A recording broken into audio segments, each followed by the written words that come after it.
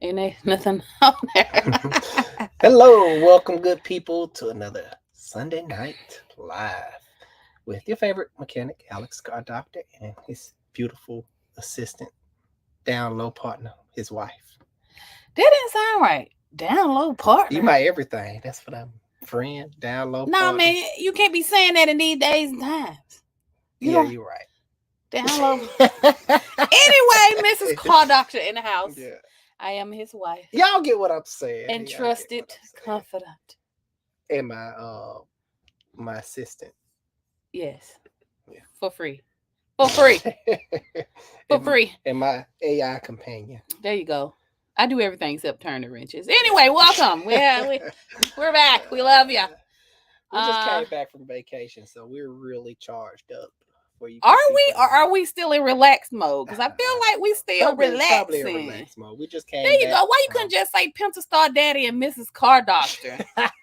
Yeah. Joshua. Next time I'm gonna lead off with that. I kind of messed that up. Listen here. I want to know what y'all been doing this week. Where you from if you're new. What's the weather like? Okay. All that stuff. We just went on a cold beach trip. Say what's up. Yes, we did. We spent the weekend. We spent 4 days up in Charleston. Man, that's a beautiful city. Yeah, you shout hear out me? to y'all who live If you live up there, hey, y'all got it made. I want to see you next time I come, man. We didn't get to do a lot because we have like 5 kids, but we did like a Gullah Geechee tour. We went to the beach. We stayed at Folly Beach. It was a little nippy up there, but to some type of plantation. Let me see. Oh, McLeod Plantation. We always like to do cultural stuff when we go too. Joshua Kell says, I got my coolant issue fixed in my truck. I had my mechanic replace my water pump, thermostat housing, thermostat, cooling system, and all new hoses just to be sure. Well, you can't go wrong with that. It should last you a long time.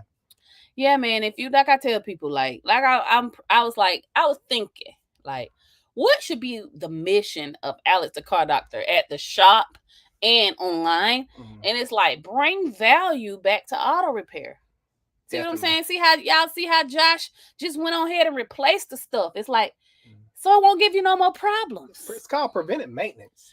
There you go. When I learned a lot about preventive maintenance in the fleet world, my time working with U-Haul and UPS. I maintained their fleet for good little time, and they just will replace stuff just to be replacing it. And when I first got there, I'm like, this is kind of wasteful.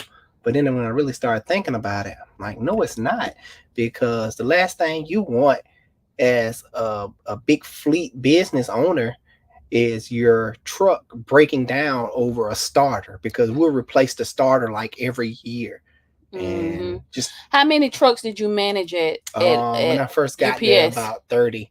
After I left, about 50. They started tripping. They started just giving Alex all the trucks. We ain't even gonna get into that. I'm not gonna get into that. Shout out to Harold. Harold was that was a really good boss.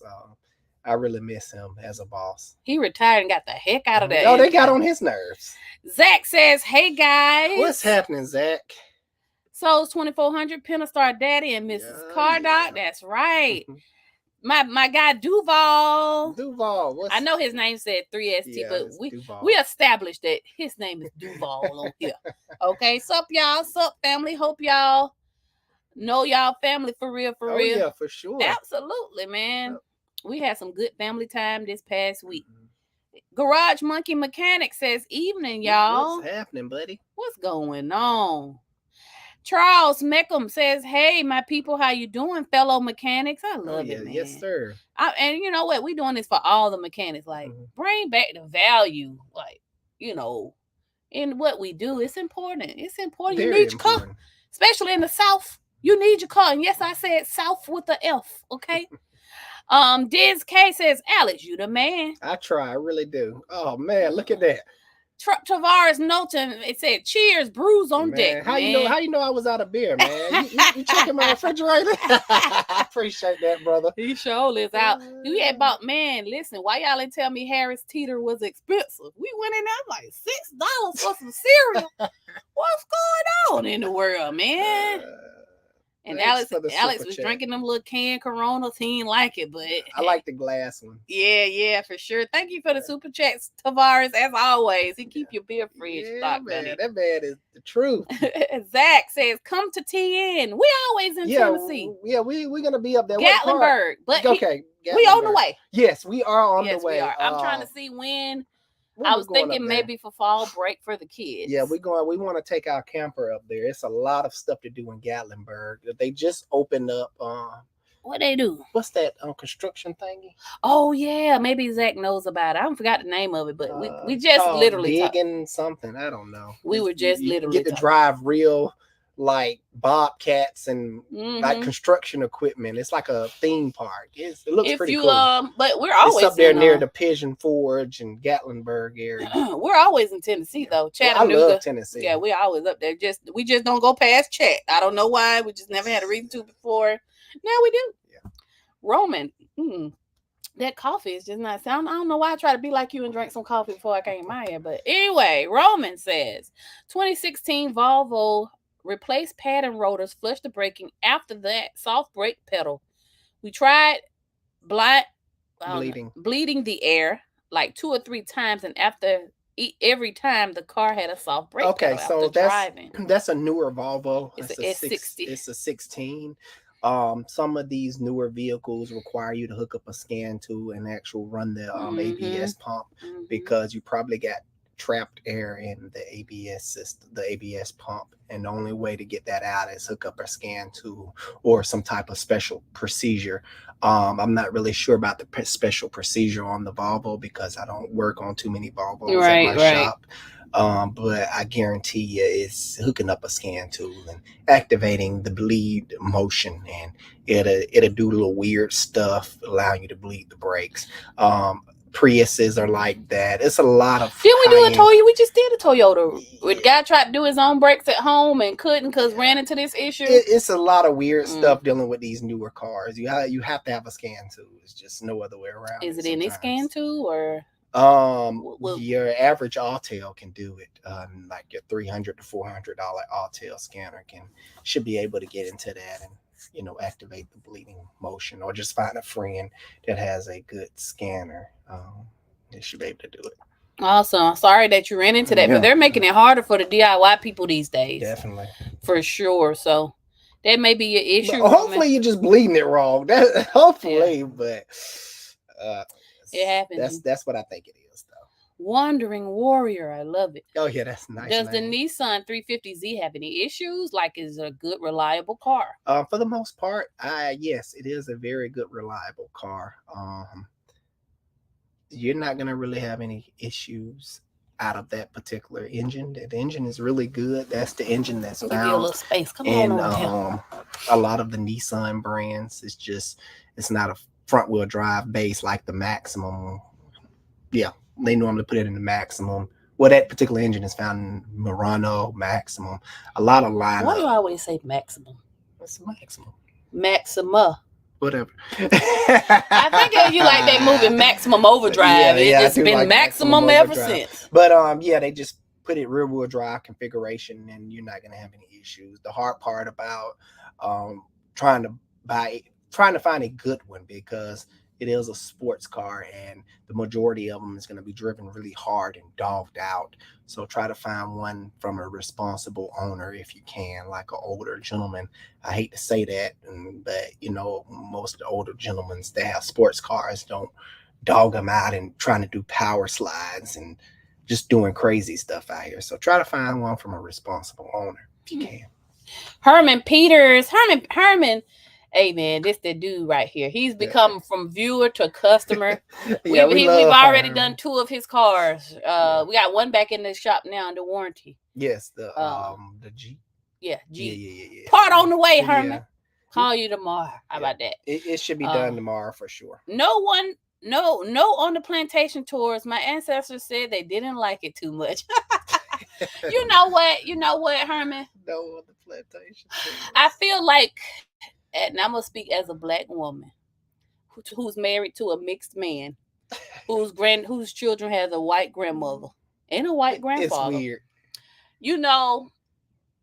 I feel like the generation of children that's coming up now are so disconnected from the history that involves, who we are as a people, to where they're not grasping the magnitude of the life we live now.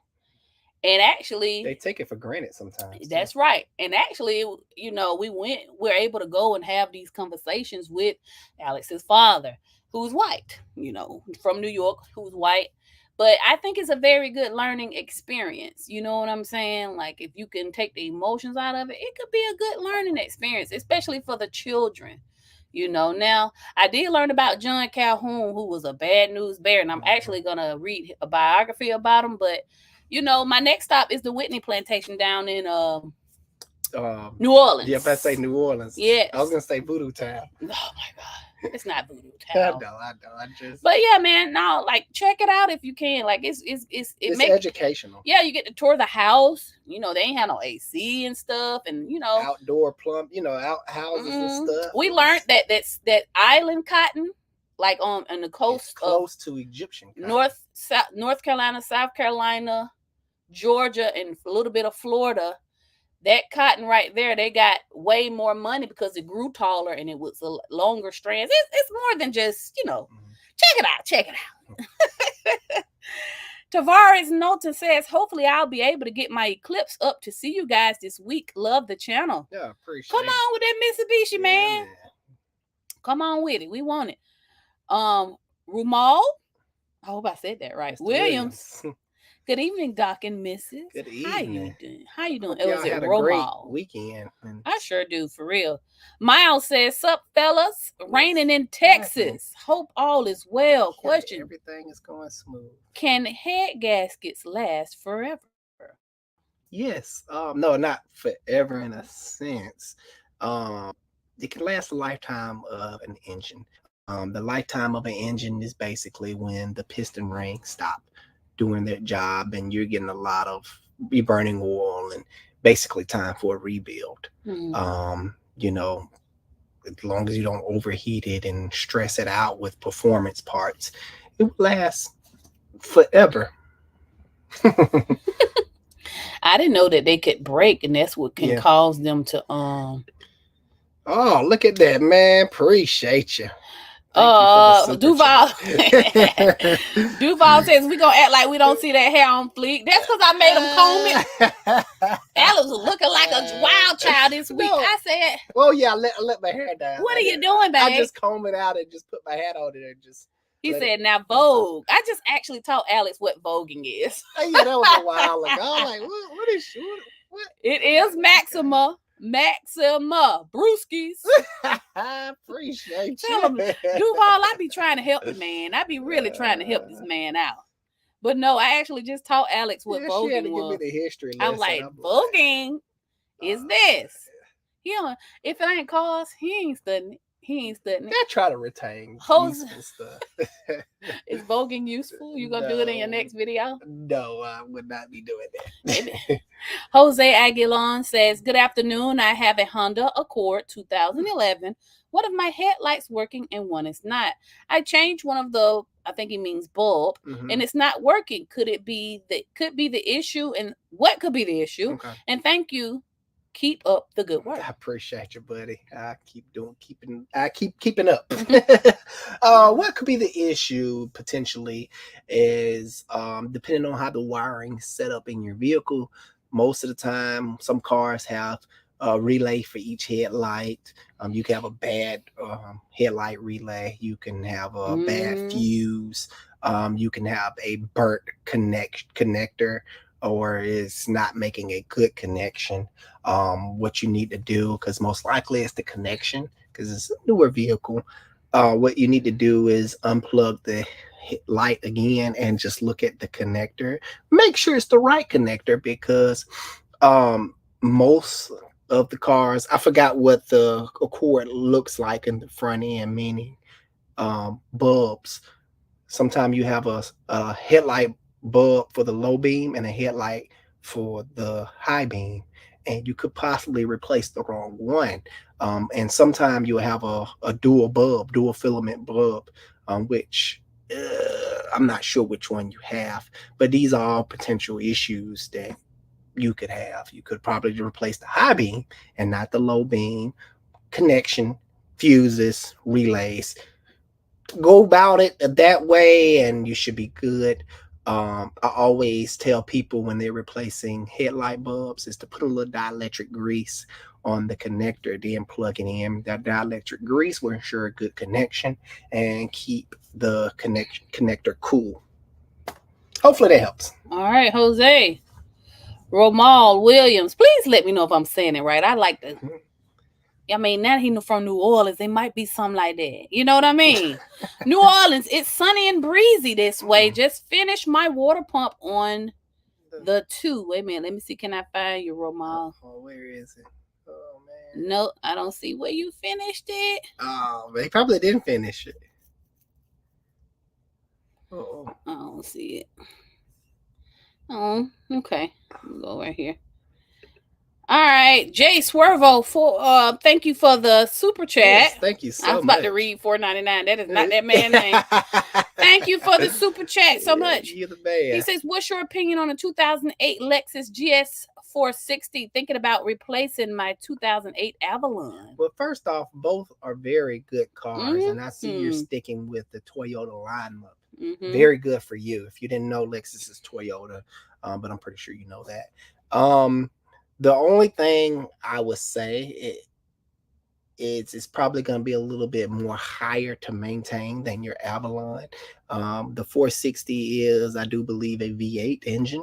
So with the V8 comes more spark plugs, just 2 more extra cylinders, because in your Avalon, you probably got a V6. So it's just going to be a little bit more to maintain. Of course, with the GS 460 comes the performance, the aspect of which I really love.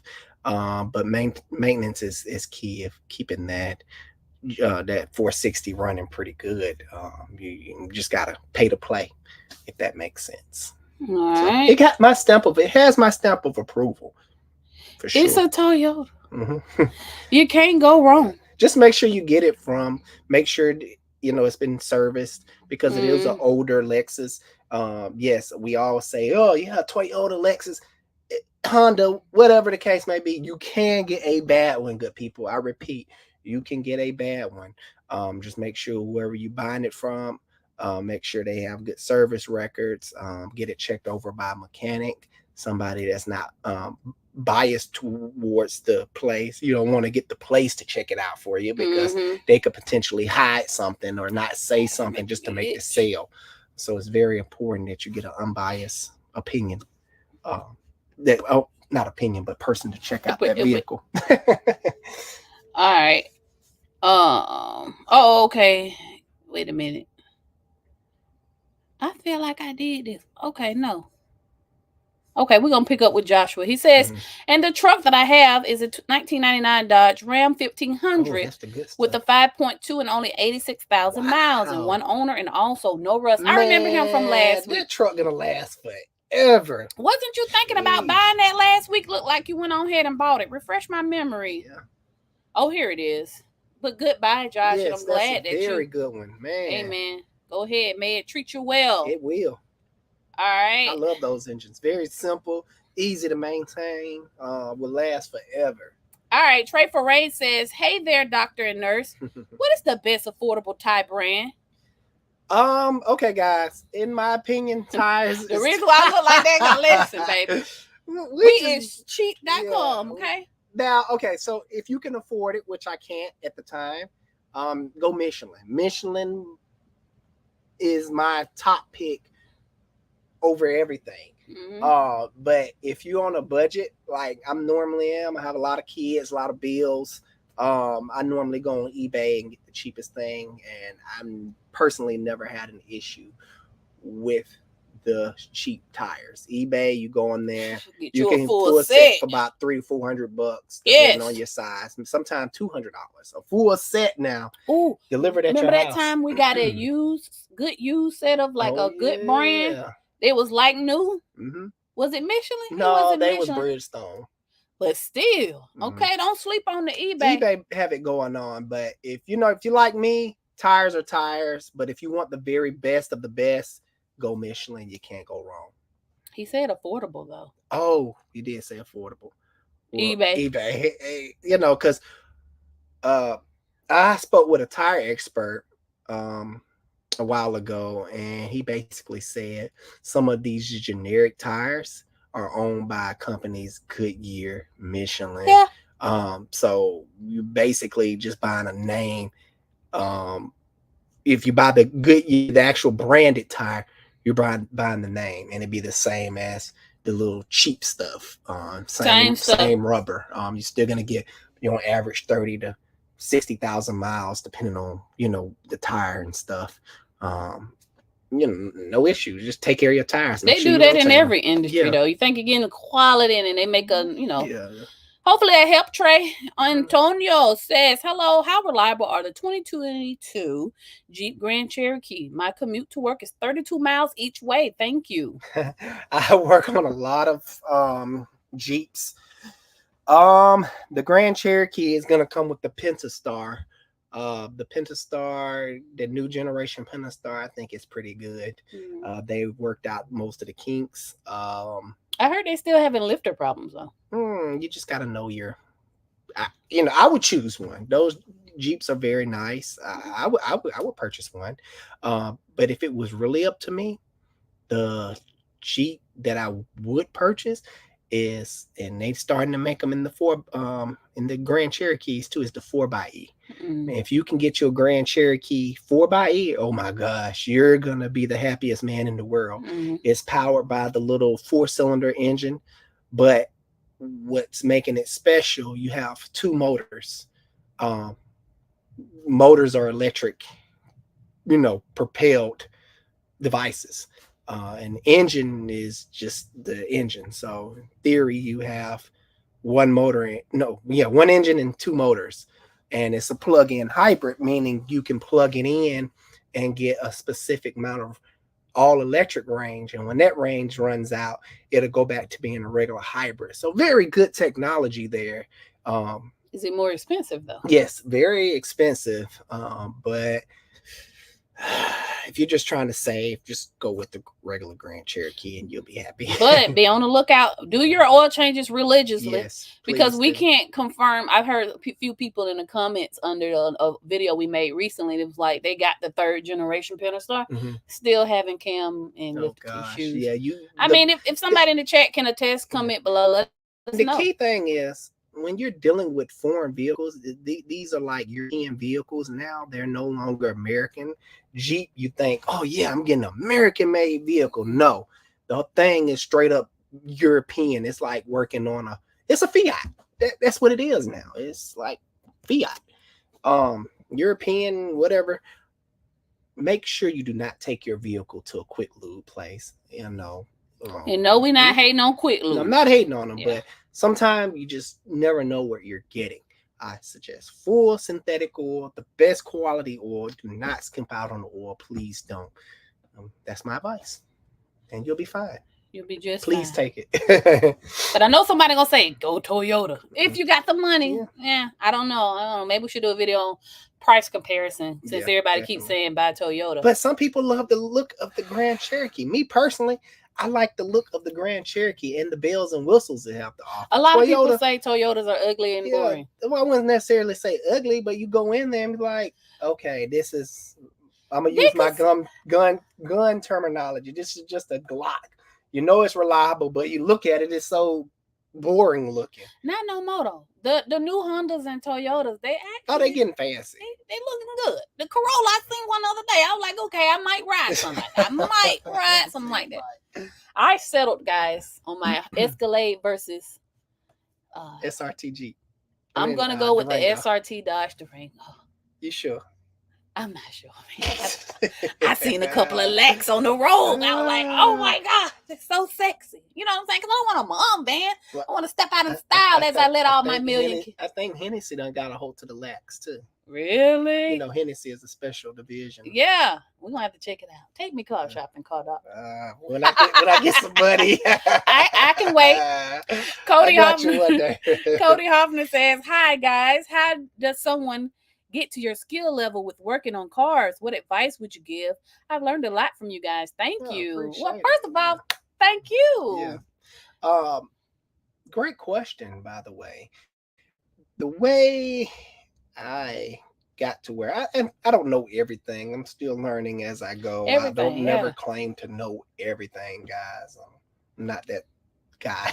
Yes, I'm this and I'm that. No, I'm just your average guy that spent a lot of time reading, hanging out with like-minded people, watching videos, reading forums, investing in good equipment, but not right off the bat because you're getting started and you don't know if you're gonna stick with it. So why invest thousands upon thousands of dollars into equipment? And you're like, man, I thought I wanted to know this stuff, but man, forget this. This is for the birds. After you done bust up your knuckles a couple of times and got hurt a couple of times, you're like, nah, this ain't for me, fam.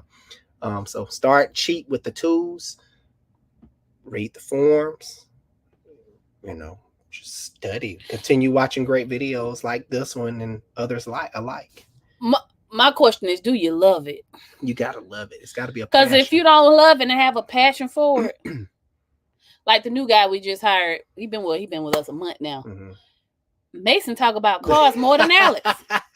When I see them talking, I just do a U-turn. I'm like, I don't want to hear this today. I got to go. If you don't like talking about cars, it's most likely not your passion. Mason, the guy just hired, he does research. He surprised me sometimes. I'm like, wow. Because this is his first job in an actual shop, but he just naturally got it. He's naturally got it. Some guys just naturally have it. Some guys picked it up out of high school because that's what they want to do. But if you truly love it, it's gonna kick your butt some days. Some days you're gonna be like, I want to break something. You got to take the money aspect out of it. If you're chasing money, this is not the industry for you. You really have to basically do this stuff for free just because you enjoy it. I would do this for free if I didn't have to make a living. I literally would, guys. I'm not playing here. That's it. Yeah, keep studying, get after it. We live in a time where information is everywhere. You can take classes. You can take specialty classes. You don't have to go to college for this stuff. And another thing, AI could be a game changer. Think about the artificial intelligence software that they're going to be putting in these scanners. You barely going to have to do anything these days. I don't know. Play Mechanic Simulator. That's a good game there, man. He ain't playing. That's a good game. Seriously. Yeah, it's ultra realistic. Yeah. Garage Monkey Mechanic says, when y'all get a chance, plan a trip to, is it Ox, North Carolina? We sure will. Let me know what it is to do up there. I sure come up there. We're going to be hitting the road a lot this year, guys, with the camper.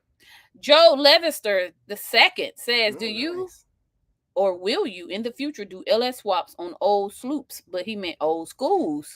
Yes. When I find more time on my hands, because I love messing with LS engines, doing upgrades to LS engines. I love anything about an LS engine. That's one of my favorite engines, guys. And I will be. That's my plan. When I get a little bit older let me say this. He's already done 2. He did a Jaguar LS swap on a 1991 XJ8 or something, and then the old school. So he has done them, but it's just like time. Man, you have to really. The reason I can't do them now because I'm too busy running my shop. It takes time and focus, and sometimes if you're putting it in something that it don't supposed to go in, you have to fabricate stuff. For sure. Which I love doing, by the way.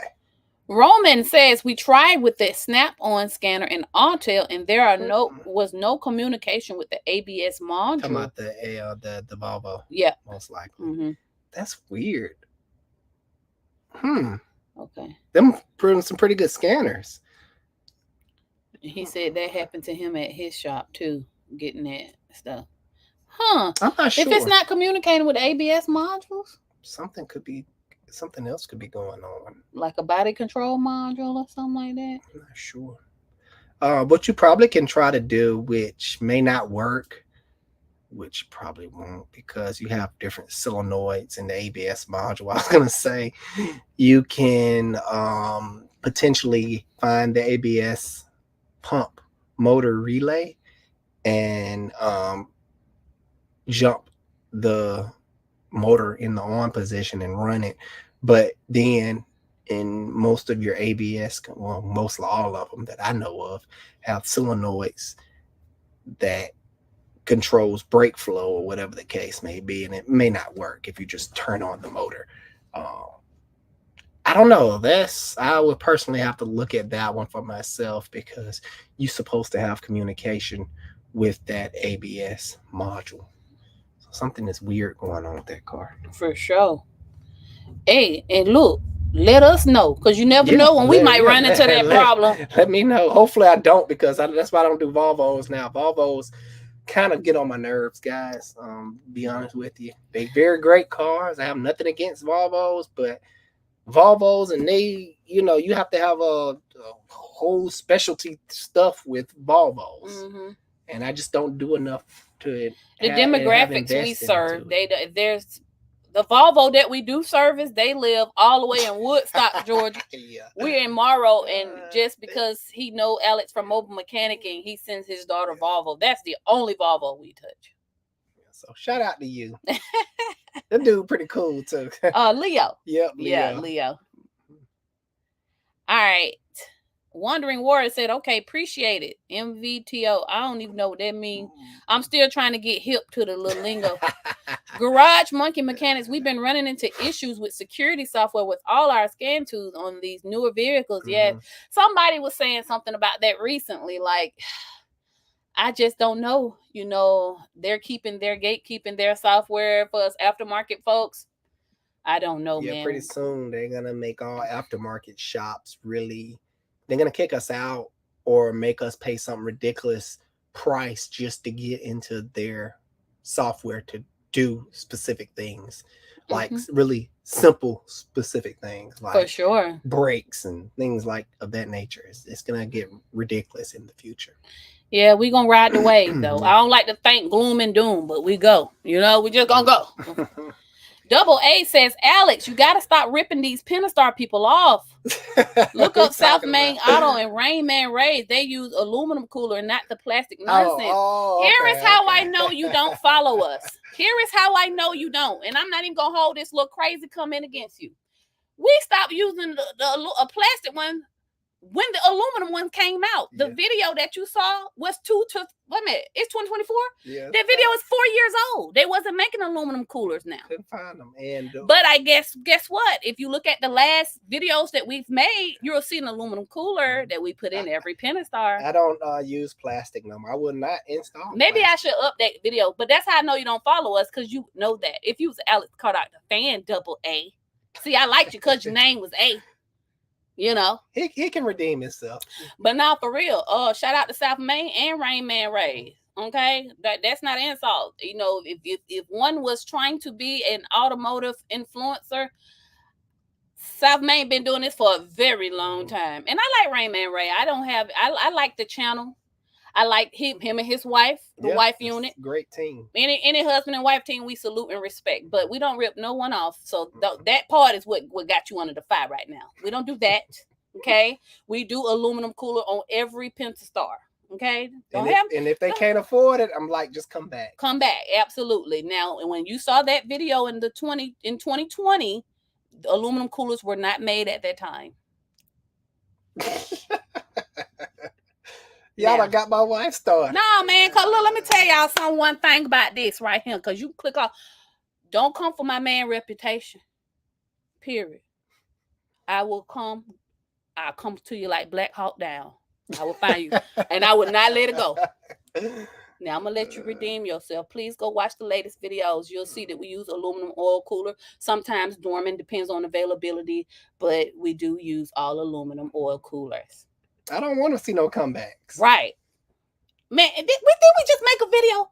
We use aluminum oil coolers, aluminum thermostat housing, aluminum cross, what you call it? Cross pipe. Don't say we up here ripping nobody off, boo. Don't do that. It made me mad. Kipo, Ramos, Alicia.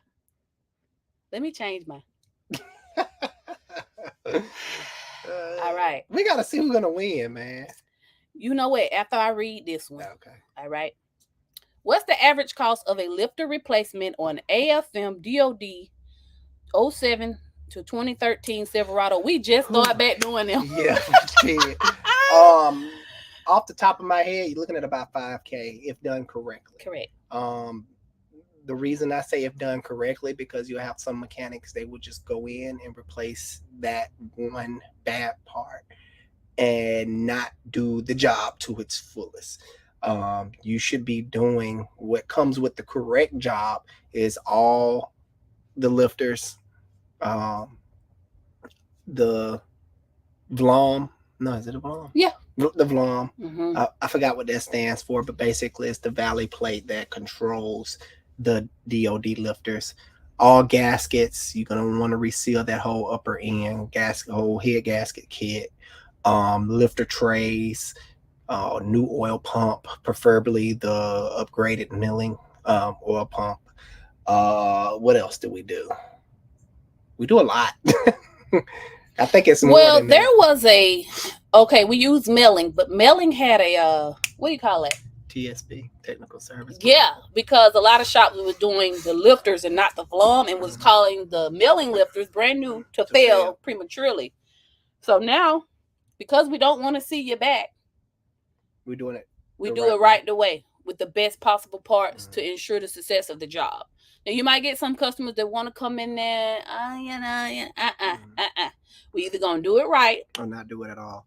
We're not gonna do it at all. So about $5,000 is what you be looking at. Now I heard from another mechanic, and he seems to have a good reputation, that Johnson lifters are supposed to be the best, but I don't know if they're more expensive.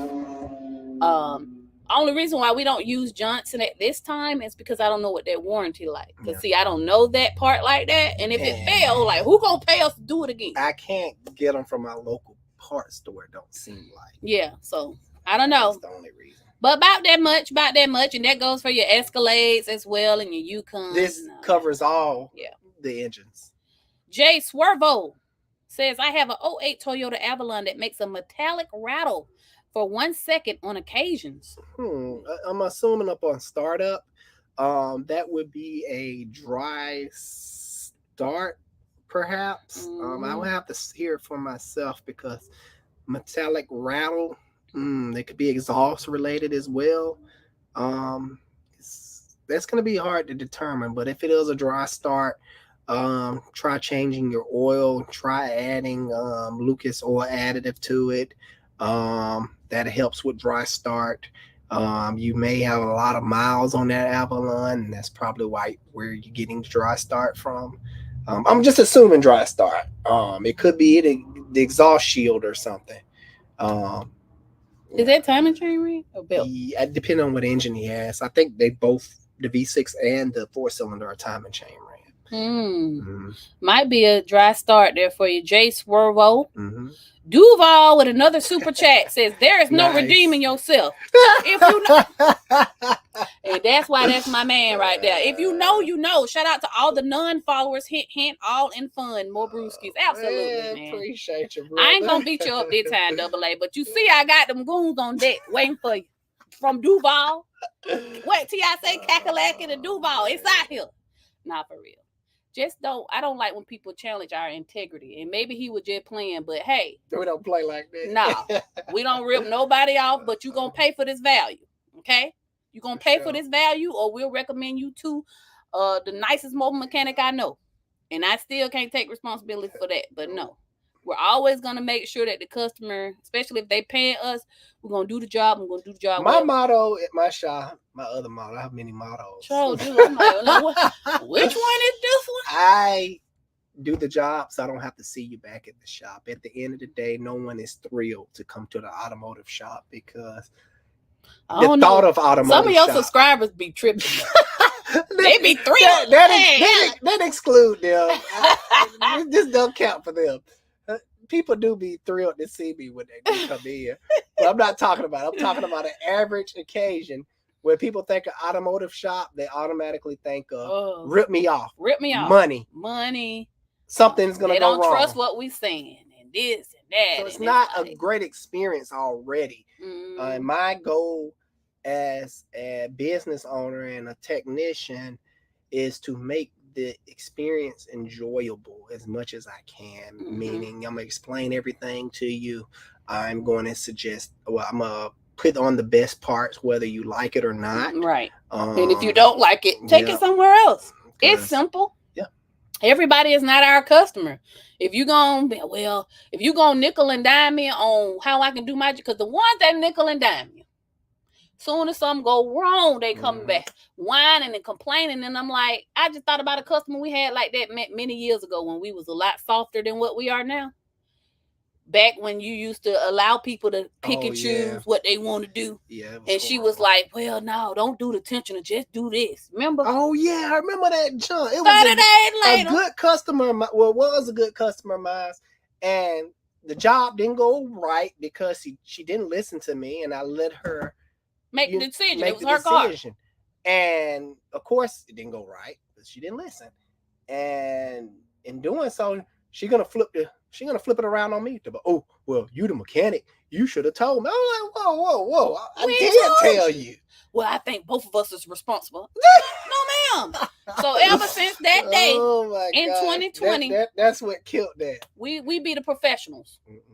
Now you can either trust what we're telling you or take it somewhere else. It's really that simple. At the end of the day, my rules are in place for a reason. Yeah, for sure. I didn't come out of my, talking out my head or my rear end and say, oh yeah, I'm gonna make this rule up right here. Or no, every rule I have in place today is for my customer safety, is for my reputation safety. Because at the end of the day, I have a reputation to keep. Right. I'm like, I know we went off that. Shout out to Duval, man. That's my appreciate your back. For sure. Hold on. I got to take this one. 1, 2, 3 says, can you say hi, Anaya? She's my little sister. Hey, Anaya, girl. Anaya in the house. What's happening? How are you, sweet girl? I hope you're doing okay. I hope you had a good spring break if you're on spring break. Okay. And if you're not on spring break, tell them to let you take a break. Okay, tell them your auntie Sean said let you take a break. Okay. Shout out to you, Naya. Well, we love the kids. We love the kids. Our kids are crazy, but we love them anyway. John Messenheimer. You ain't know I was finna get that name, did you? I hope I said it right. Messenheimer says 2006 Grand Cherokee unplugged seatbelt. Now airbag light is on, and dealership is saying I have to replace the airbag module. What do you think? No, you do not. They're so full of it, man. Oh, okay. So what most likely happened, the reason seatbelts get unplugged is a lot of people like to do thorough cleaning of their vehicle, which is perfectly fine. And in doing a thorough cleaning, people will remove the entire seat out the vehicle. And when you do that, you have to unplug the seatbelt and the all kind of airbag or, stuff like that. And when you install that back in, it will trigger an airbag light. And all you have to do is have someone with a nice scanner to plug in and erase the codes. That's it. Sometimes I make a mistake and unplug the seat reminder light when I'm doing stuff in the dashboard and it triggers the light. Do I have to replace the module? No. I just hook up my scanner, erase, all is well. If you don't erase it, it will forever be there. It will not go back out on its own.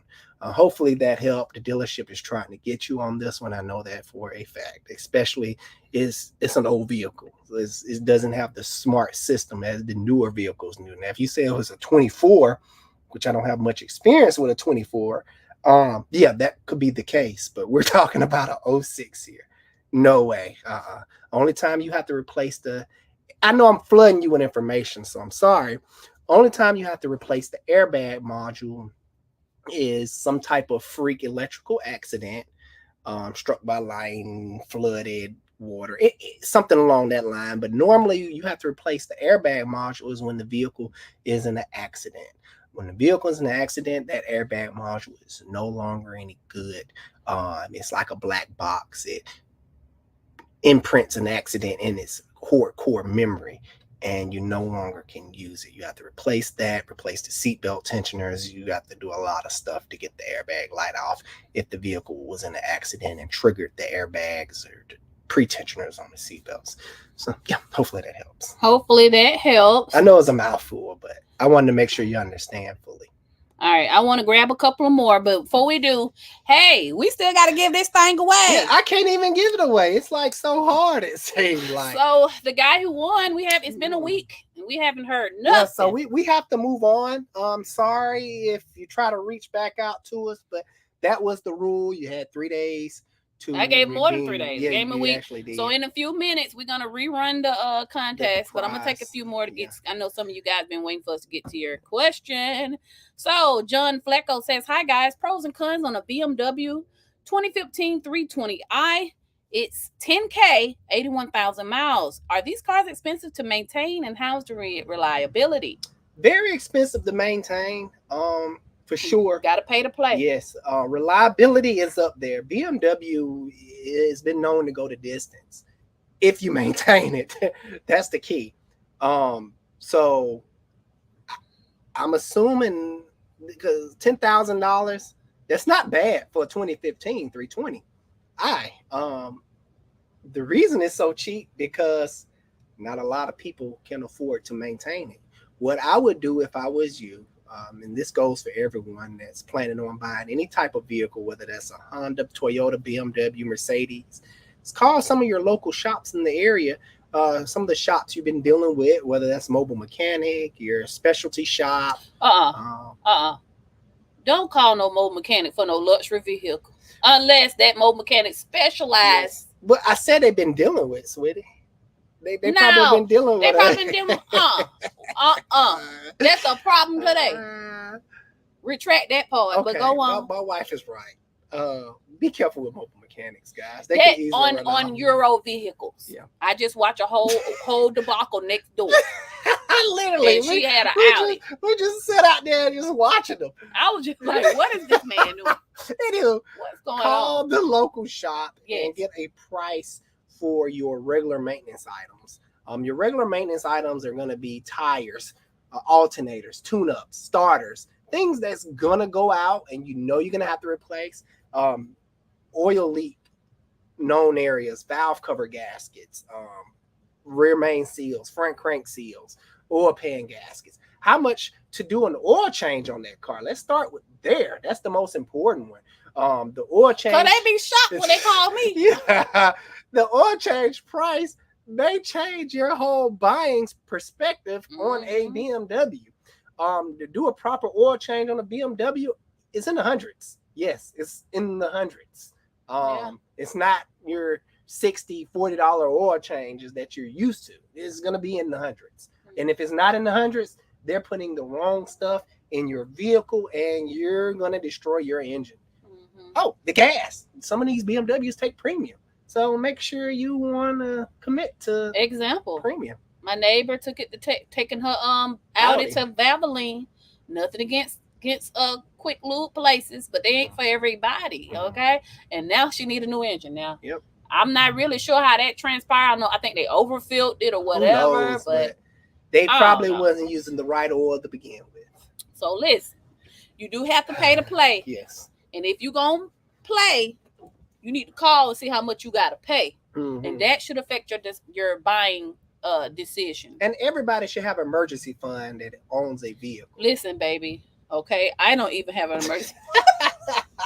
Every time I build it up, it just go like I can't get no money, man. That's why we driving the work truck out of town right now. Like times is hard right now. Okay, I literally have to take my 250. We took the 250 on the road trip. I said, "Listen, baby, you got to get me out of this." So listen, I mean, yes, you should have a little stash to the side if you can, but I don't judge you if you can't, because I ain't got it. Okay. I mean, we keeps it real here at Alice the Car Doctor. John Messenheimer says, "I damn sure was thoroughly cleaning the Jeep." Great guess. Nice. Not for real, no, because somebody else. Thanks for the super chat, man. Thank you. Yes, thank you, John, for the super chat. I know we said that the first time. Thank you. It, but now somebody else was like, they was doing that last live. And I don't remember. Same issue. I didn't remember. No, they did. Do you want to bet? No, I don't. So we can run the last live back. See, the proof, maybe the proof is in the cloud. Maybe I do want to play. Well, come on. What's your wage? We'll talk about it after live. Don't make me blush. Anyways, let's go on to the next question. Oh gosh. Garage mechanic says, "Hey, I want to follow him. I'm gonna follow. You be putting videos up because I want to see." Yeah, let's see. Garage Monkey Mechanic says, "New Orleans is crazy. Listen." He don't gotta tell me. Alex believe it. He be like, "Man, it's voodoo down there. We can't go down there." But I'm like, it'd be all right. We can go down. We ain't just got to go in the voodoo places.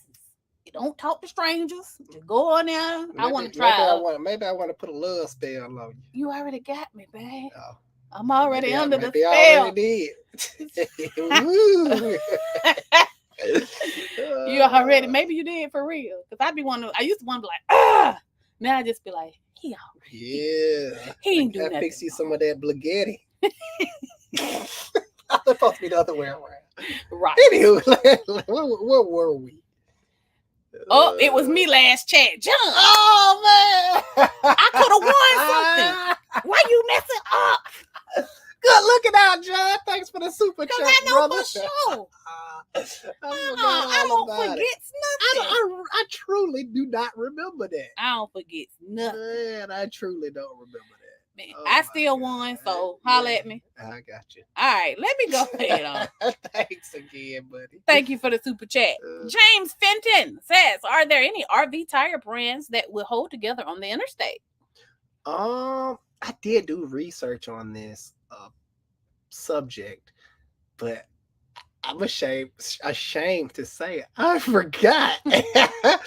Oh gosh, I Alex so cheap anyway. He just gonna order some. No, not with this RV, because you got to think RV when these tires come apart. And mostly they come apart on RVs. First, you got to deal with unexpected shifting. If it does decide it want to shift, that can be dangerous. Then, not only that, when the belt comes apart, it really will rip and destroy your RV. And I don't want this. This was a nice investment, and I love my RV. Mm-hmm. So I did do research. Maybe about a year ago, prior to buying this. On the tires, because I knew they're such a problem. I would say I don't forgot. I would have to point him in the research direction. Where can he find such information? YouTube. Yeah, that's what I did. Best RV tires.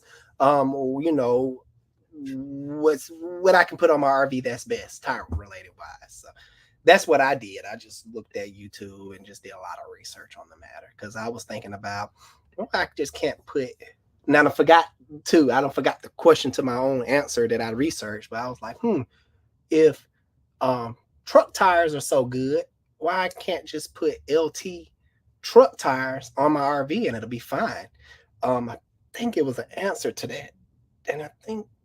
I forget. Like I said, I forgot, because LT are for light truck tires, and it's known for taking weight and abuse and, not just exploding out of nowhere.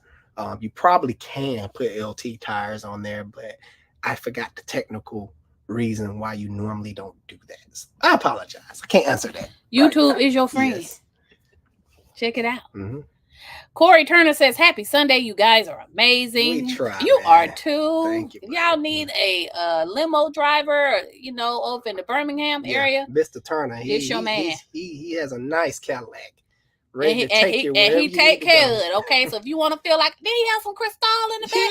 Yeah, he had it set up. Y'all better get at Corey. If you in the Bama area, then they just lose. Roll Tide just lost. A lot of hurt feelings after the day. I love football. I hope Falcons do something. Go Falcons. Jorge Ortiz says, "Alex, what's your best option for Dodge Durango? To this date, been following you since I got one. Nice. Always been a Honda guy, but the missus in a Durango she went for it. But what you think is best mode?" The wife wants a Durango. Happy wife, they say happy life. So the best option would be you sneakily have some fun and get her that Durango, but get the SRT version of that Durango and not tell her that it's a freaking sports car. She ain't crazy. She want Durango for a reason. SUV. She gonna know it's a SRT. But he could easily scrape that off, and she's not gonna notice the big Brembo brake. She probably never gonna get into it. You don't know that. So if I see Brembo, well, this is you. I'm letting everything go. I'm not holding nothing back. The SRT Durango, that 6.4 engine is built up really nice. I don't see too many issues out of that engine at all. And we're talking about people getting in these cars with these engines and beating the dog crap out of them, literally, to burnout, street takeovers, drift events, redlining them all the time. They just take the abuse. And imagine if you got that particular engine and not abused it, man, it would go and go and go, because Dodge, Mopar knew when they developed this engine, it was going to be abused. So they put the very best material, and they threw the very best at it. Now, of course, with the very best, you're going to have a premium price. But to me, it's worth it. And especially, well, it's worth it to me. Now, of course, if you get the SRT Durango, your maintenance is going to shoot up very high. The brake jobs, very expensive. Tune-up, 16 spark plugs, very expensive. Last Brembo brake job dealership quoted $900. No, more than that. My price. Ours was $900. So they wanted like $2,000. Okay, yeah, that makes sense. So, for what I understand. Yeah. The brakes themselves are expensive, but if he had to choose, okay, maybe he not trying to count your dinero, Jorge.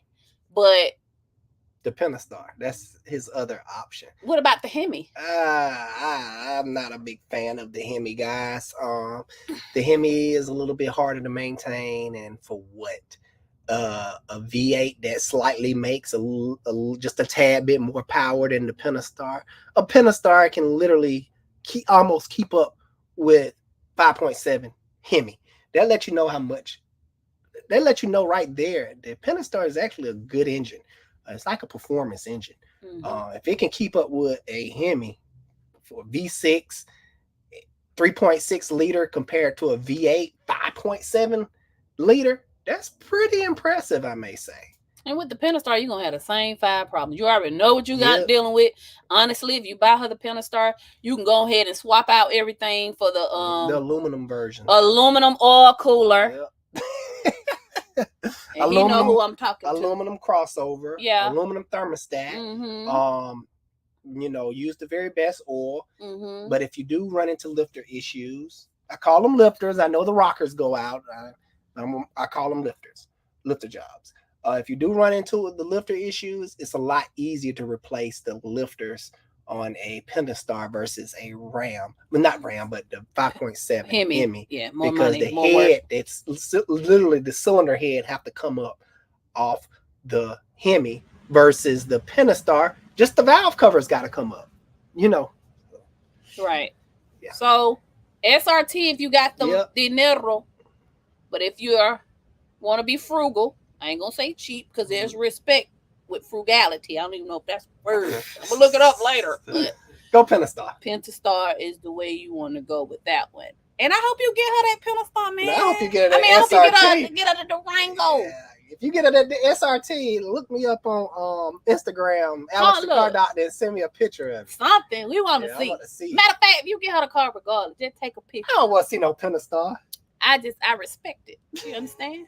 A lot of good husbands out here in the world. See, people be giving men a bad rep. No, it's some good husbands out here.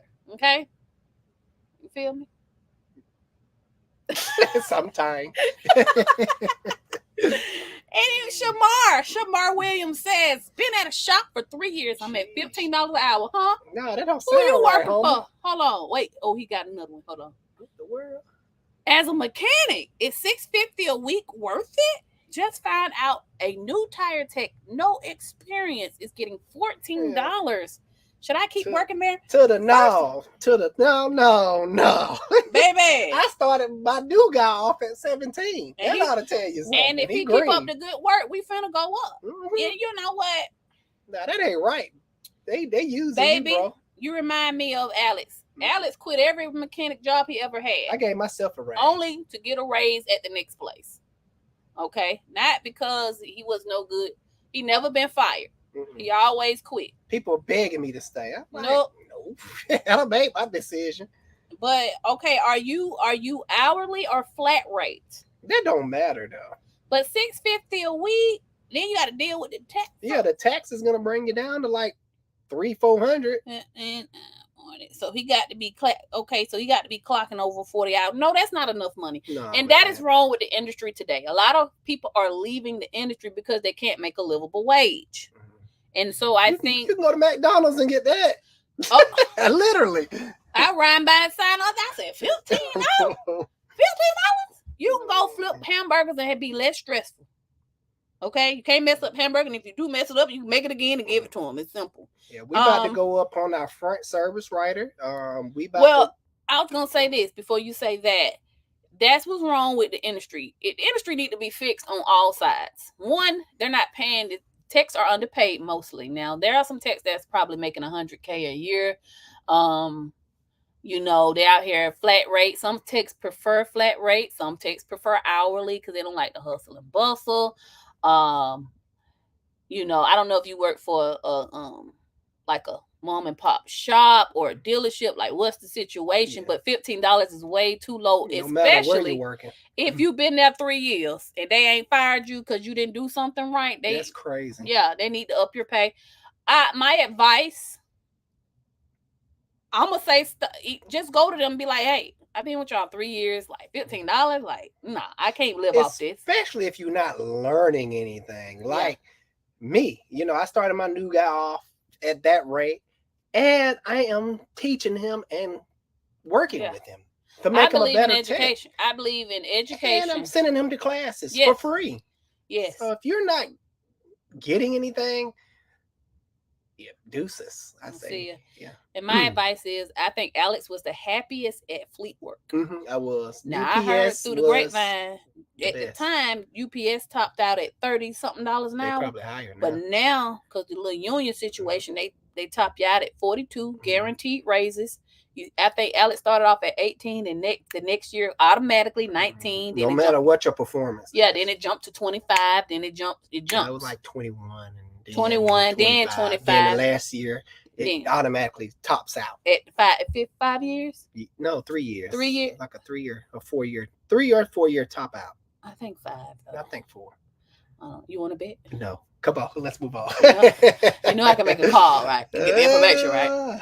But anyway, if you truly, I don't know, because with fleet work, some guys get bored because you get to see the same thing over and over. So I get bored easily. I need a fresh. Yeah, so no, they need to up your pay, boo. Tell them I said so. Give you some money. And if you in Georgia, come see me. Holler at me in Q3. I got you. Okay. I start you off at 20. You got the insurance, the experience to back it up. Mm-hmm. And then up and up after that. I believe also too, we do hourly, but hybrid. It's like a hybrid situation. And if I get a guy that wants to do flat rate, he can. It's no problem. But I want to do quarterly bonuses. If the numbers are there, everybody getting a check. Share the wealth. That's the only way you're gonna keep people, man. Good luck. Please keep me updated on that. Double A says 2008 will 250K in every light owned. Baha. I don't know what that means, but some type of car. I don't know. Trey Foray says, "How was the prom night with your daughter, doctor?" Oh, it was great. I wouldn't personally dare. I left her. It cost too much money. Yeah, it did cost too much money. Shout out to the person who called the Cadillac out. They was like, "Is that an Escalade, Julia?" Yes. But she is our baby girl. It was lovely. So we did like this whole little prom send-off thing. She took photos. She felt like a princess. Yeah, she loves photos. We dropped her off. Video shoot and all that. Whoever she married, Godspeed. Yeah. I'm going to say that at the wedding. Good luck. Yeah. because she expensive. Her daddy has left huge footprints. Yeah. But it was nice. She enjoyed this was her junior prom, so she's got one more prom, and then she's off into the world as an adult. Well, that's why I can't have no buddy. That's why my projects never get finished. His 2 daughters alone. I don't even be wanting them for real. Okay. You very manageable. Thank you. Tell them again. I feel like you said that too fast. Say it again. Very manageable. Okay. Don't bring me no $5,000 purse. She don't want that. What can we be doing with this money? Mm-hmm. Now you can bring me a cherry Coke. Joshua Ricks in the house. What's up, Alex and wife? Where's the cherry Pepsi? I started to get one, man. I started to get one on your behalf tonight. It's better than a garlic clove. I ain't lying. Man, listen. I'm trying to change my life, Josh. So I had to slow down on them cherry Pepsis and Cokes and things. But I have me one occasionally, okay? I'm trying. Now, the Coke is like crack. You just got to have it. Sometimes it be calling me, man. I'm going to get me some beer tonight. I got me some beer money now, y'all. I tried beer, don't like it. But what's up to you, Josh? Happy to see you here. Always consistently. I love it when the subscribers participate. I can remember and associate your name. It's family. I really enjoy that aspect about this channel. You know, I like to know who's out there, who's watching. You know what I'm saying? And you know, this doesn't have to be about car related stuff. You know, I believe I'm very wise for my age at 35. We've been through a lot of stuff together. And if I can help you with anything, I am down for that. You know, if I got it, you got it, guys. Literally. You know, life advice, I'm here. You know, marriage advice, I'm here. Work related advice, I'm here. Of course, car advice, I got you. So always remember that Alex the car doctor is a doctor of many. The love doctor. I don't know if you can give that advice out though. Have to do a late night show. I may have they wives and spouses doggone what you say. I got you root on you. Love spells. Yeah. Woo! But shout out to you, Josh. We love it when regulars come, and you know we like to see what's going on in y'all lives too. For sure. I'm gonna make sure I got everybody over here. Souls 2400 says, "Thank you, Souls. Thank you for the super chat. Jeep Patriot, best car trans in the market. Period." Huh? You lost me with that one, man. The Patriots. You're gonna have to explain yourself on that one. Please explain yourself, because how many miles you got on that thing? He must maintain that thing faithfully, because them Patriots, the engines, I like the engines. I can't say that, but some of those Patriots that I've seen, they pair them with a CVT transmission. That's the same CVT transmission as the freaking Nissan Altima. Yes, Mopar contracted with freaking Nissan and got their transmissions.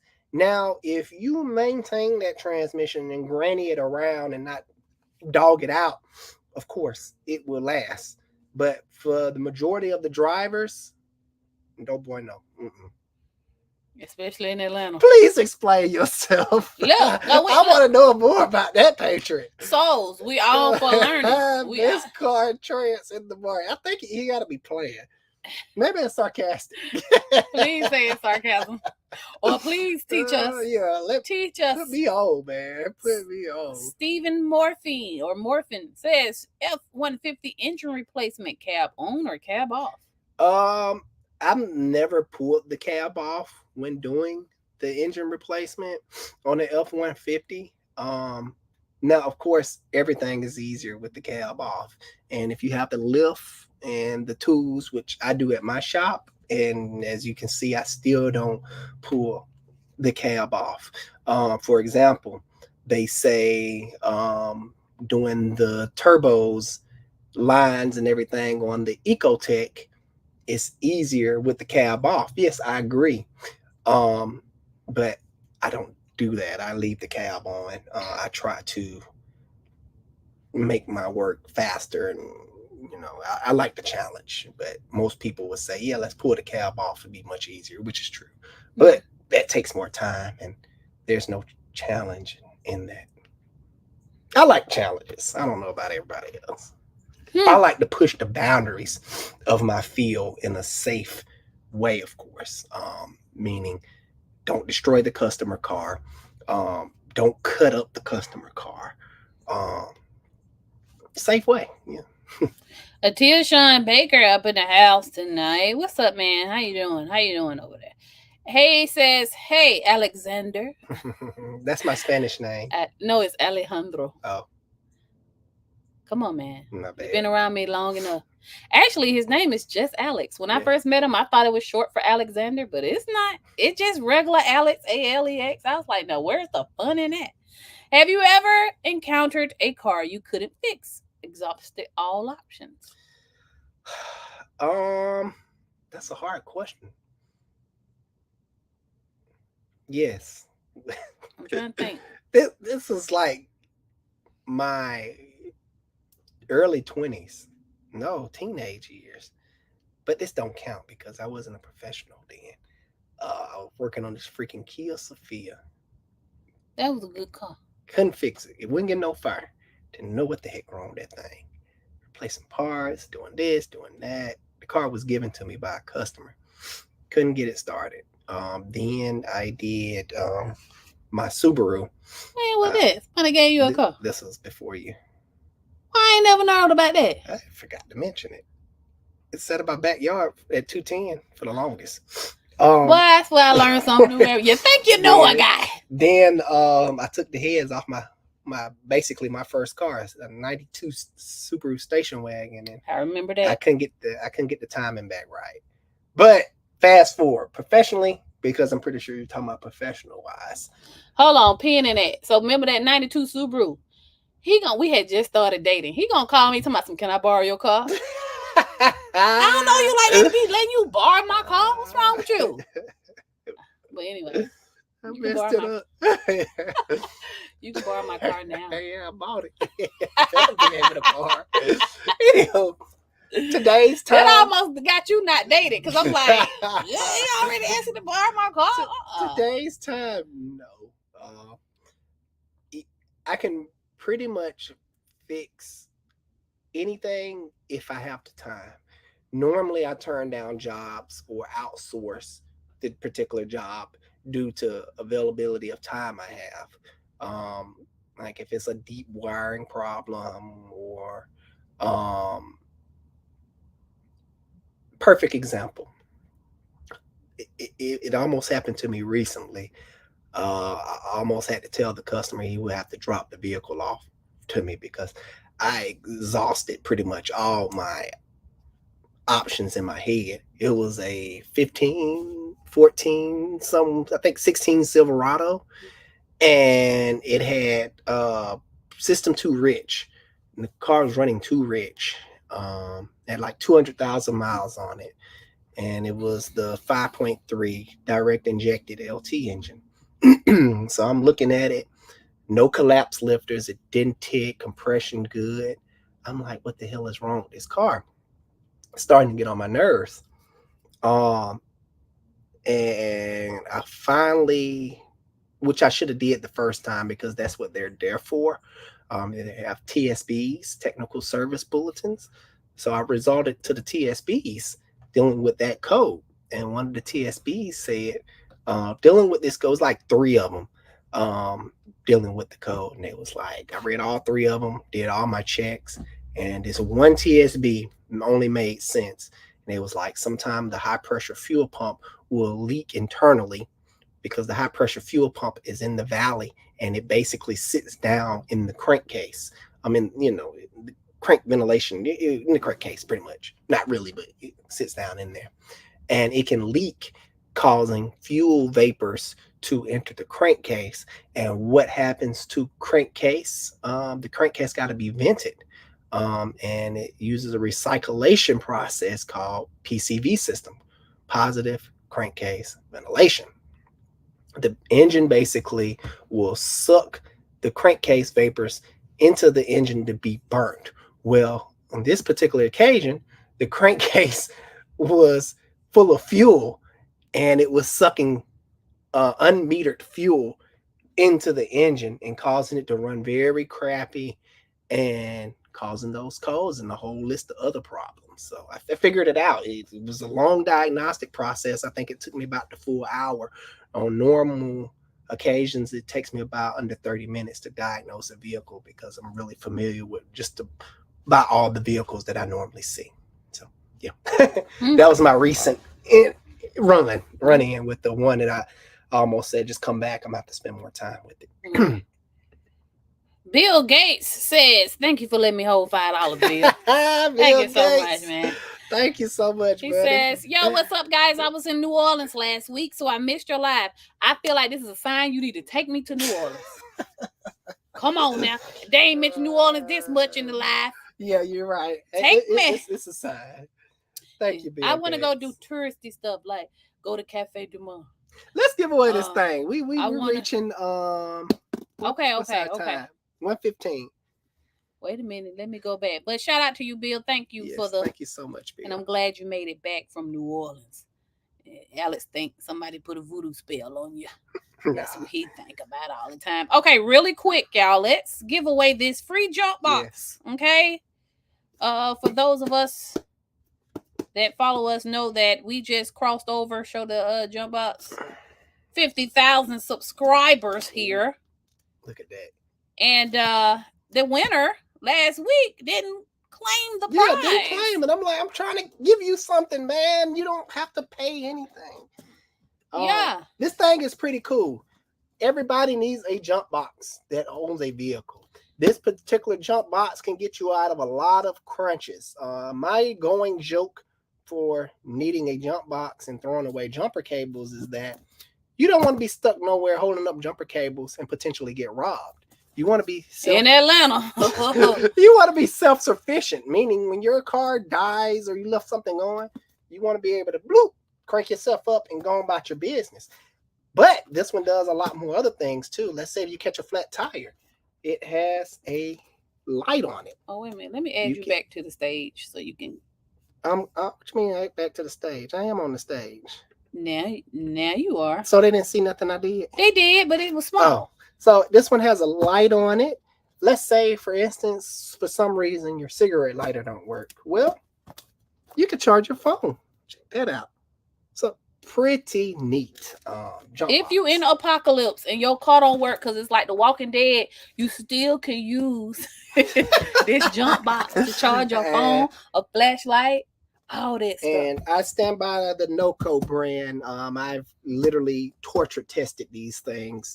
We use NOCO. Yeah, we use NOCO at the shop, and my employees use them. They've been misused, abused, and they just work. And it can start an 8-liter gas and a 6-liter diesel. Pretty impressive. So, that's pretty much everything. Well, let's pick. Let me see which one gonna give them the best view. I guess this one, guys. Yeah, come on. Let's hit the start. Let's see.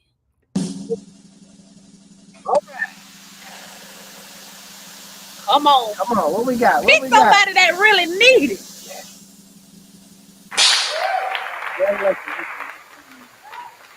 All right, Jose Zam 5907. Okay. You are the winner. The rules. Listen, get at me. You got 1 week. Yes, we're gonna post this in our community. You got 1 week. Hopefully you come to us. My wife wants you to make sure it's you. She wants you to edit your. Call me. I'm gonna give. Hold on. I'm trying to go. Congratulations, the second winner. All right, let me reply. I'm gonna say, hey. It's actually the third. You're the third winner. The first winner didn't want it. Please contact us at the shop. Let the ads play. You know what I'm saying? All right. The shop number. Yeah. Oh, fine. Boop. And we're going to hit that reply quick. And we're going to pin him to the top. Boom.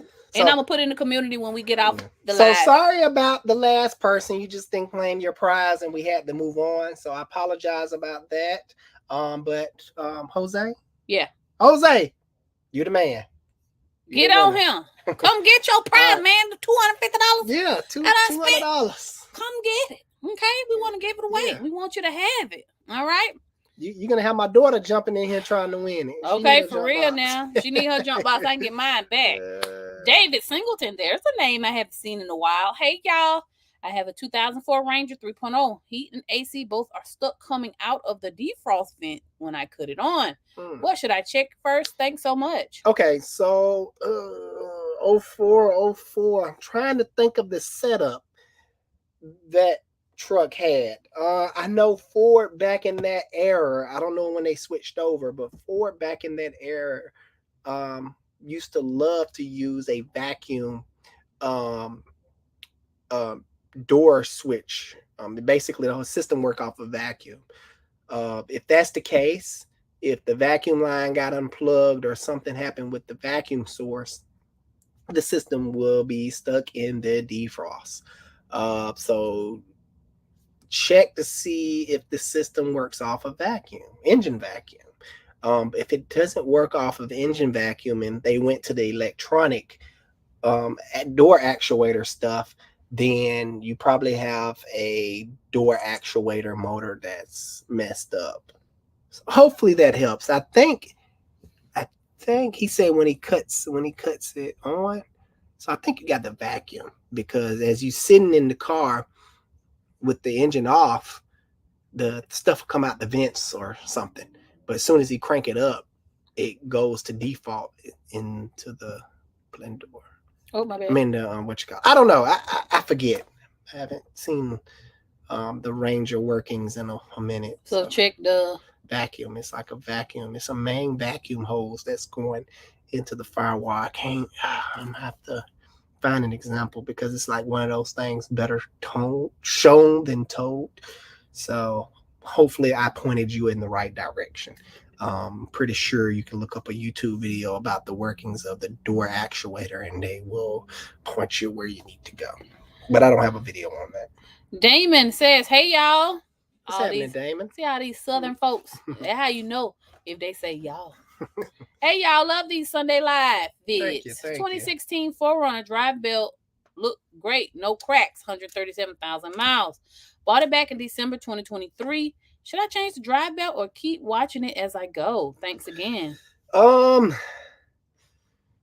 year? 2016. Okay, so 7 years old is this original. Yeah, depending on, I think, okay, so with these newer belts, they have a new compound of belt where it really won't dry rot. It won't have little cracks on it. It will just start getting hard and just kind of start deteriorating, but they last a long time. I'm gonna have to see what the new compound of belt is made of. It's not like your old style belt. When it gets old, it starts dry rotting, crack. If you new to this vehicle, I would just really have to see, because they probably replaced the belt. Is it original? That'd be the question. Yeah, you're gonna have to look at the markings, see if you can find any markings on the belt, and if you see some type of Toyota symboling on it, it's original, and I will suggest changing that. When in doubt, change it out. Or that. Go ahead and change the. Nothing like having your very own history, especially something simple like a drive belt. Mm-hmm. When in doubt, change it out. Start your new maintenance records according to what you have done to your new to you vehicle. Because the last thing you don't want is the last thing you want. Last thing you want. Last thing you want. Don't want. No, it's the last thing you want. The last thing you want is your car breaking down outside the road for a simple belt. That can really ruin your day. So when I tell people. When I tell people to change their belts, I also tell them to change the tensioner while doing so, and the idler pulleys, just to make sure the job is complete, so you won't have any issues. So it's up to you. I'm not personally there with the belt, so I can't make a professional judgment on it. But it's part of preventive maintenance. I see no reason it wouldn't be a waste of money. When in doubt, it definitely wouldn't be a waste of money. And remember, you can schedule maintenance, but you can't schedule a breakdown. I can schedule a breakdown. Watch me. I'm going to do a video on it. Okay, babe. I'm not coming to get you. I'm telling you that right now. I'm messing up my good day. All right. Next question. Trey Ferre says, how do you feel about Hellcat Scat Packs going electric? Garbage. I don't like it. It takes the history out of what the vehicle, that particular Why they vehicle doing that? is. It's not a muscle car anymore. No, muscle car has a good long history. It's just like tearing down the Coliseum, and we're gonna put a new condo up. People are gonna flip out, or tearing down a historical monument. They're tearing up the history. I don't see the dope boys riding no electric Dodge Charge in Atlanta. I just don't see it. They coming down the street. They can't run from the police. The police gonna hit them coming. Nah, the police gonna turn that junk off. They gonna be like, "Oh, you want to run? We got the software to boop shut you down." I think that's why they doing it. I think that's gonna be very short lived. Honestly, I just can't see it because one thing I know is people love their Mopars. People it's love just something about the rumble of a good old V8 American heritage stuff. I just learned recently that the Beach Boys mostly sung about racing, like some real hot boy drag racing, hot boy type stuff. I'm like, wow, I never really paid attention to the Beach Boys. Charlie was showing me. Song. Yeah, Charlie know that stuff. He like they were singing about a 413, which is a Dodge, an old 60-something Dodge Dart that had a big old engine, 413 cubic inch, racing a Stingray, and they were, singing about the. Yeah, I'm gonna have to go listen to the Beach Boys. Oh man, I'm gonna have to go listen to that. I was like, he was like, yeah, they mostly sung about racing. You think Beach Boys are singing about surfing and racing and Barbara Ann? Is that who said Barbara Ann? Hey, now I'm gonna have to Google it. Yeah, I was like, oh, this is interesting. Listen, guys, before we get to that one, go ahead and hit that like button. Boop. It helps out the algorithm and all that. Yeah, man, stuff. Help other people to see it. Right now, it seems like, man, we don't be getting as many views as we would like, but hey, I don't care about the views. We just gonna keep on keeping on. You know what I'm saying? If it's nice, but if it stay at 50K, that way I can still know everybody's name. Like the day that we have to get in here and can't, like, I don't ever want it to be where it's just all super chats. Because it's like when they put the super chat up, you're obligated. They don't spend their money. You got to click it and we got to get to everybody. So I like it. This is a good little medium community right here. But, can't stop greatness. You feel me? Yeah. Do you feel me? All right, let's see. Jack Inbox says, I bet you miss your baby being little. Yes. It's really bittersweet. Man, Alex had that girl when we were 19 years old. We got married at 19 and she was our first baby. She was the experimental child. Potty training. Oh God. Went completely wrong. Everything you could think of went completely wrong. I'm like, I'm listening to my mother-in-law stuff. It just crazy. Discard the child. Oh, leave on the toilet for hours on end. I'm like, okay, you know best. Let us try it. To this day, she don't like the sound of flushing toilet. It's crazy, but I tell you what, I'm gonna scar the child for life. That is our baby, but Alex spoiled that child. I remember he bought her a little Cadillac Escalade Power Wheel, right, for Christmas, but he bought it in like September because he just had to get it for her. It had speakers, everything. Yeah.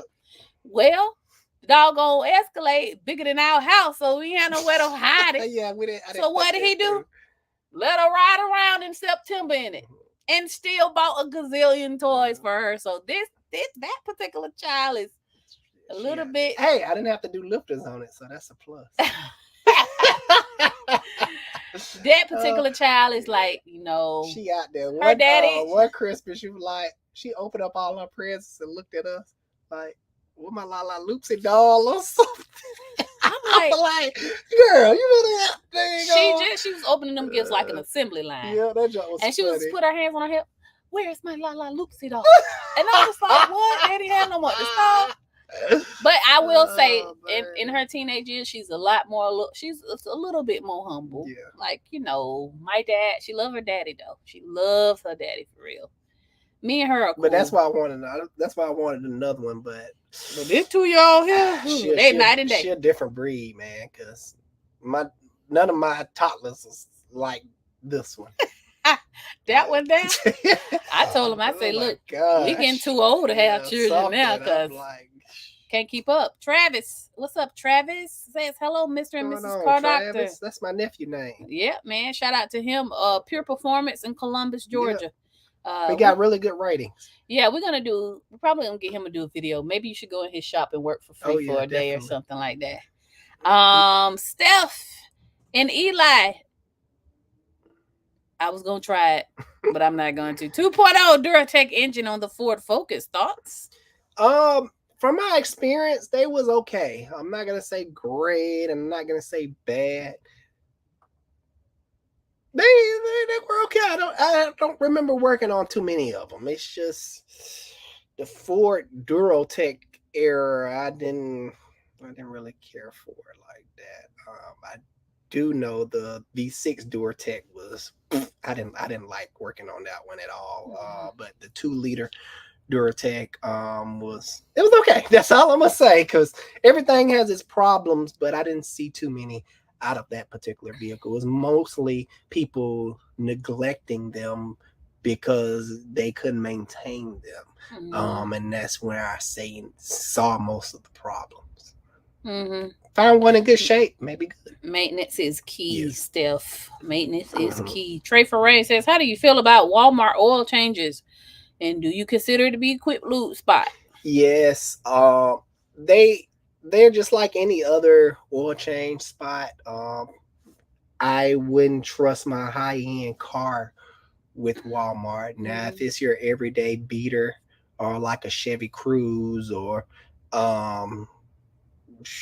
something of that nature, little economy car that you just make it back and forth to work, and go there. That's for all little quick lube spots. But when it comes to high-end luxury cars that require special skills and special oil and special tools, don't take your car there. Please don't. We're talking about high-end cars, Audis, BMWs. Because don't they use Euro oil? Some of them have Euro oil. Some of them take special oil. Like when my high-end customer cars come in here, I have to get special oil. We order it out immediately.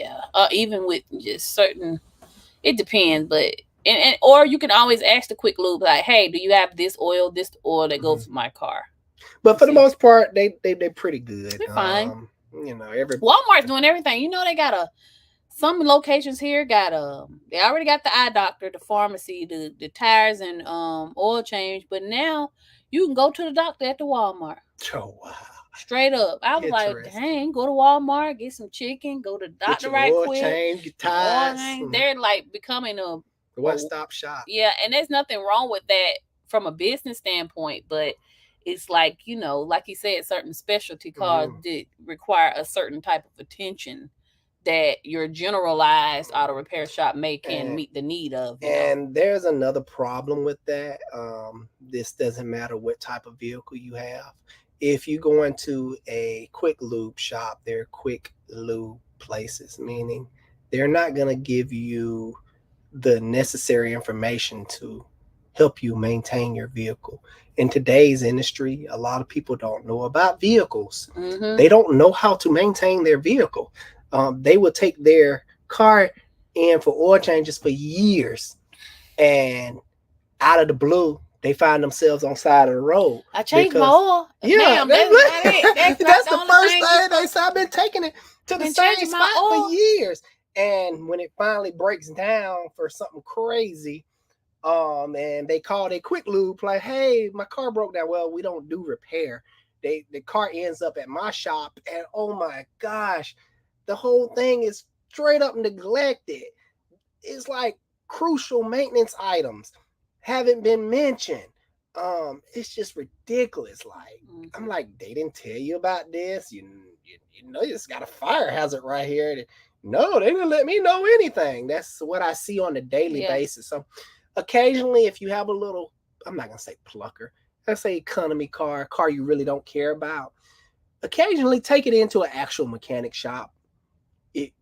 For the people who's used to going in to get quick lube places, switch it up. Like, hey, you know, I want to take my car in. Do y'all do courtesy inspections here? Would y'all let me know what maintenance items are due at this point of time, and just look my car over for me? That's highly recommended, so you won't be on the side of the road. Nothing wrong with quick lube places, but occasionally bring it to a professional so they can look over your vehicle. I concur. Okay. Oh, okay. Bill Gates says, what does a fuel induction service entail? Oh, yeah, I like explaining this question right here. All right. A fuel induction service is I sell it as a two-part process. This liquid mostly consists of the bottle seafoam. That's the stuff I like, the solution I like to use. But I basically put it right in the induction, basically right in the intake. It my part here. You're buffering. No, I'm flashing. Wait a minute, is you misfiring? Yeah. Let me see. Let me do the thing. You better be glad I can't find it. Alex is misfiring. You're blinking, babe. Come on. All right. I run it in the induction. Which is the top portion of the engine. It basically gets drawn in through vacuum, and it breaks up carbon deposits. It breaks up all types of harmful grime and stuff, because you got to think the car keeps emissions low by re-injecting EGR gases in some vehicles. The PCV system is very dirty. It pulls crankcase out and inject it in the induction system of the vehicle.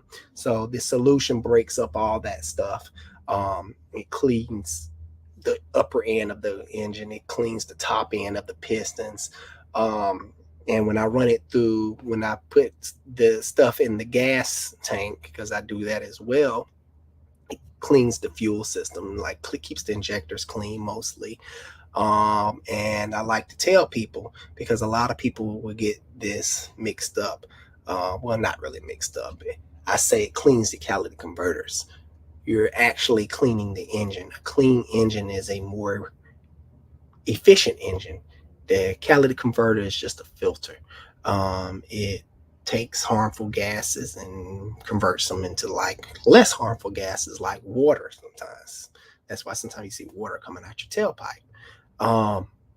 And if the engine is very clean, the catalytic converter works less. If the engine is very dirty, the catalytic converter struggles and get O2 sensor, catalytic converter codes, PO420s and 430s sometimes due to that. So yeah, hopefully I explained it right. Normally I explained it a little bit better, but it's getting late. You're misfiring, man. It's getting late. We'll take a few more. Yeah. Randy, because we had a nap. Well, that nap took me. Okay, when we got off the road. It's beer 30 for me. Mm-hmm.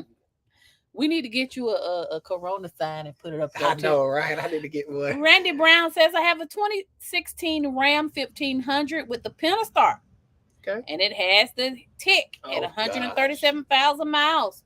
When you fix the lifters for your customers, do they eventually fail again, or does that seem to be a mostly permanent fix? I would say mostly permanent fix. I did have one come back. I don't know. Well, he had a leaking oil cooler. Yeah, I think I blame him, the customer, because he like my wife mentioned, he wasn't maintaining his vehicle. After I did the lifters, I tried to sell him an oil cooler. He denied it, and he continued to drive around with a leaking oil for a cooler. year. And anytime you have some type of leaking oil cooler, you potentially ran that. I should have denied his warranty, but I went ahead and fixed it. We did. Anytime you ride around with a leak, he potentially ran that car low on oil, messing it up again. The leak potentially caused low oil pressure, causing the lifter not to pump up properly, causing problems. So a lot of went into play with that particular situation. But that was the only one, and I've done so many now, and that was the only comeback due to negligence on the customer part, I do believe. But he did do. We told him though, Only time we're gonna warranty it again, you gotta get this oil cooler. So I made him do the oil cooler the second time, and we went ahead and did it, and I haven't seen him back. Yeah, so we haven't had any comebacks. So yeah, you should be good. Make sure you use quality parts, and choose a shop that's going to give you a good labor warranty. My labor warranty is 2 years nationwide. 2 years or 24,000 miles. Yeah, whichever one comes first. Nationwide. On your side. We can't steal that jingle. They're going to sue us. I know, right? All right. This is nationwide. It's on your side. I mean, I guess. We ain't got time. Look, listen. Nationwide, you can have the jingle. We don't want it. Dang. Rikerman says, are you a YouTube certified master mechanic? I don't even know what that means. I would say master. There's nothing master over here. A master husband, yeah. A YouTube certified master mechanic is one that only has education from YouTube.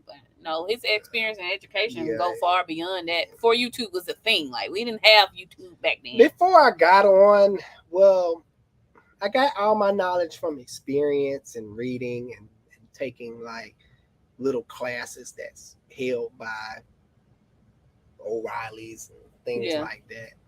So, really, that mobile mechanic phase era you was in, that really put you on. The reason mobile mechanic gave me a lot of experience. One, I was out there by myself, and when I got stuck, I had to think outside the box. You know, I got this customer car broke down and in pieces, and something wasn't going my way. I had to really sit there sometime and think my way out of it to get the customer back in their vehicle so they can make it to work on time and, you know, go about their life. So that gave me a lot of learn by doing good experience. Yeah, but as far as YouTube certified, I mean, nah. You can call it that, but I don't call it that. No, I wouldn't say that. I don't think a YouTube certified mechanic, to me, that's somebody who only watch YouTube. Yeah, no, he can teach the YouTube certified mechanic, but no, it's more than that though. Yes. He gets down over here, and he actually did hold ASCs, which they don't really mean nothing to us anyway. But ASC stands for, y'all want to know, guys? Ask someone else. That's all it means. Ask someone else. No shade to the ASC people, but yeah, but we have a lot of people that like to have PP contests. I'm a AS master mechanic. Look. Okay. I stopped believing in that crap because I worked at a lot of shop over the years. I've seen it all, man. These mechanics, they come in, so-called master mechanics with they big fancy toolboxes, and they come in and they straight up idiots. I'm like, they're just good test takers. I'm like, I'm a great test taker. This is not textbook stuff. This is real life, dude. You're gonna have to. Now I'll be showing them stuff. We gotta I have a little bitty toolbox. There are some master ASC certified mechanics that are good, great, but there are some that just good at passing tests. Like, dude, I could pass. I can get an ASC tomorrow if I want. Okay. I'm a horrible test taker. So I don't like taking them, but I am ASC certified. Plus, they was only giving you 50 cents for everyone. It's a joke, man. But no. Shout out to the Master Techs. Yeah, shout out to the Master Techs. No shade. In real life. All right, we got to wrap it up. The camera going dead. Yeah, no, that's why I'm like, we got to wrap it up. We'll take about 2-3 more, and we out of here. Dang, I hate to leave y'all. I know, right? Siobhan says, hey, have y'all use Walker brand catalytic converters? Would love to use OEM cats for Infinity. Oh, you're going to spend money. But the cost is too much, so Walker it is. Walker is a very good known name brand. MagnaFlow. MagnaFlow Walker, I trust that because I've seen Walker parts. I've used Walker parts. I say go for it. You should be happy. And if you was talking Chevy, you ain't no choice but to go to the. And if Chevy, newer Chevys are funny. Yeah, newer ones. If Chevy is a lot of money, I know Infinity they want some money. Joshua Kale says, yeah, I bought the truck a couple months ago and paid $3,500 for it and put about $4,000 into it. Yes, and you know what though? Josh, I was gonna say, like, a lot of people are doing that these days because they're getting these $30,000-$40,000 cars and it's failing them. So it's really sometimes like new Silverados with the lifter issues and the transmission problems and this and that. And it's like, honestly, it's better to just get an old truck and put money into it, and it's gonna outlast. I just had a customer buy a $2,500 cars used to be the stuff, man. If you got yourself $2,500, you're gonna buy yourself a brand new car. Well, today's prices is what they say, not tomorrow's. Tomorrow's price is not today's. Yesterday's price is not today's price. Yeah, so a $2,500 car today, you're gonna get a POS. Yeah, guaranteed, just about, unless you really know somebody that just, hey, here you go, it's a great car. I like you as a person. Then I'm not talking about that. I'm talking about just random Joe Schmo off of Marketplace or something. You're going to get a problem. And that's what she got. She bought this car and ended up having timing chain problems. And she had to dump about $1,700 into it. But was that a bad thing? No, because the car she bought, I think she paid like $2,000 for. The car was worth, in the condition it was in, about $4,000 to $5,000, in good running condition. So she really came out on top, which is what she needed to do. We talked with her about because you can very well buy the full price for the car and get a big problem and still have to dump $2,000 into it. This is true. And a lot of people have them. So hey, man, put the money into the car if it's gonna last you, for sure. James McCoy says, what is the issue with Dodge engines with lifters going out? They didn't really make them girthy, I would say. They're very small and the needle bearings are really tiny. If you look at the lifters on the Pentastars and look at the lifters on the 3.7s and the 5.9s and the 5.2, I may be getting off track. The 5.9s, and those overhead valves. The 3.7s and the 4.7 V8s, they were overhead cam engines, and they basically had similarities to the Pentastar. Those lifters were nice and girthy and big and thick, which stood up, and that's why they really didn't have no issues. The only issues they had is the lifters shooting out the actual lifter. Now I'm talking about the rockers. I'm sorry. The rockers is the needle bearings and stuff. And the rockers on the 3.7s and the 4.7s, they was thick. I have to switch that up. Yeah. The lifters will shoot out the side of their head on the 3.7s and the 4.7s. That's the problem they had. But the lifters really didn't fail like the rockers didn't fail like that. Oh my gosh. It's really rocker jobs, people, but it's rocker jobs. Most of the masses identify with lifter, the term lifter. TJ Souls, thank you for the super chat. Appreciate it. We love y'all. How was your mom's birthday, Sean, Michael, and Tanya? My mama, let me tell y'all something. She dating somebody or whatever, God. but I'm not gonna comment. She left me in the dust. She normally call and bug me about what you gonna get for my birthday. I ain't hear from Miss Thing. So she living her life, honey. That's all fine. I called her. She doing all right. She took a trip, didn't tell me. I don't know what's going on, but she's fine. She out here. Thank you for asking. You know what? Chat. She raised 5 kids. Let that lady do her. Cause when mines grow up, I'm out of here. Okay? He talking about keeping grandchildren, not me. They're gonna be with the grandfather. I guess I'm gonna be at home. I'm gonna be out here doing what I do. Okay. True. What's up, True? What's happening? Thank you for the super chat. She said, miss you, True. True over there on that farm, honey, driving her Toyota. Y'all better get like True. Okay. Thank you so much. If I'm talking about the right person, I think that's you, True. But now, for real, ain't nobody watching no grandchildren's here. Now let me scroll back down to my place. We can give them like 2 more minutes. I got you. Alex called out and said he ready to get up out of here. I got you. Look at this one funny. Homie, don't play that. Okay, for real. You don't went back. I don't know, but went back to the In Living Color days right there. Okay, here I go. The last one was James McCoy. Lewis W says, love this channel. Thanks for all the tips. First of all, thank you. It is worth buying a new Hyundai Kia because of their 10-year warranty. They're going to go right on out. They're going to go right on out at their 10. He said, I generally keep my cars for 8 to 10 years or until the wheels fall off. Well, Okay, so if you keep it 8 to 10 years, it's hard to say because that Kia Hyundai, like within that warranty period, you're gonna live up at that dealership, and the dealerships, they backed up right now. They backed up. Their customer service is horrible. All the Hyundai Kia people I've talked with, is it worth the hassle? Yeah, it's got a great warranty, but it's not worth getting your car stolen, your engine going out a couple of times. That part. A million issues. Your car may catch on fire depending on which one you get. I say stay away. Unless you're going to get the Stinger.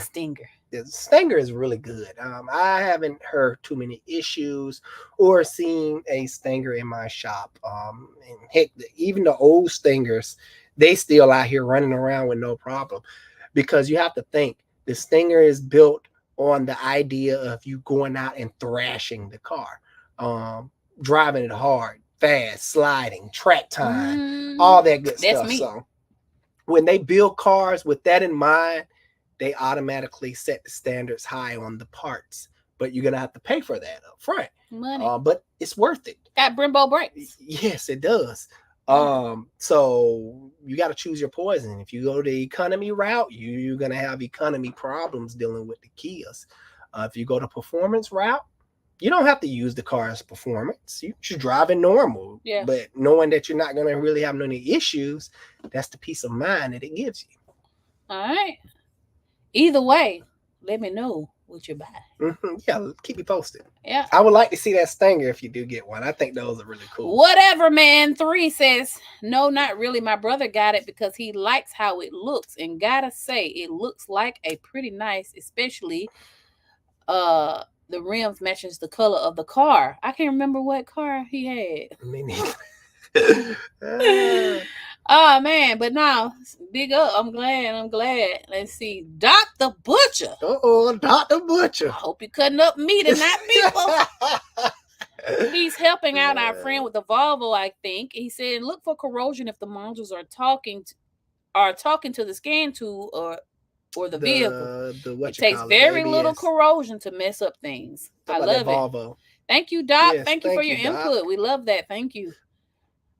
Travis says that smile on your face at the end responding to that riff off Pentastar comment has been, because you have to end it with kindness. That's all. He didn't respond. Can you find him? Man, he probably went and left. Sherrod Forrest says, hiya. Sorry I'm late. Hope all is well. We're doing okay. Hanging in there. The McGillicks, I hope I said that right. Do 2017 Dodge Durango with the 3.6 lifter suck? Yes, the lifter suck, which we're referring to as the rockers. Yeah, rockers, lifters. Yeah. That sucks. What as far as what, doing the job or the money? Doing the job is pretty easy. I've seen pretty novice people tackle the job. You just have to make sure you torque everything and understand a torque wrench.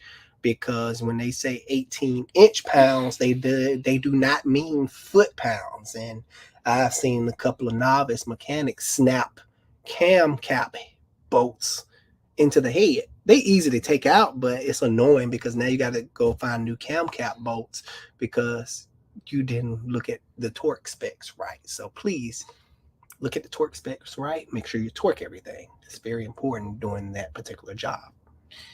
Speaking of that, Randy says, I'm a fan of doing it right. Exactly. Yep. Can you check the battery on the continuity camera? I don't want it to cut off on them. We literally 15%. Okay, we got time. Giving you the best we got, like Anita Baker, to the end, to the wire. Trying to get everybody, because we don't like leaving people. Steph, I think we answered this one with the 09 Ford Focus 2.0 Duratec. Yeah, we got that one. Sherrod says, I'm a mobile mechanic. I was wondering if I charged too low for 370 for all brake pads and rotor. Also replace all the 4 stainless hoses as well. Wow. Does that include parts? If it includes parts, you're too low. That's definitely too low. If it's labor, I think you're doing okay. Especially if you're a mobile mechanic, you're coming out to them. That service right there alone is convenience. People have to pay for convenience. Yeah. When you're buying Grubhub and what Zara used to do. DoorDash crap. People literally paying interest on DoorDash because they're everybody. America's in debt.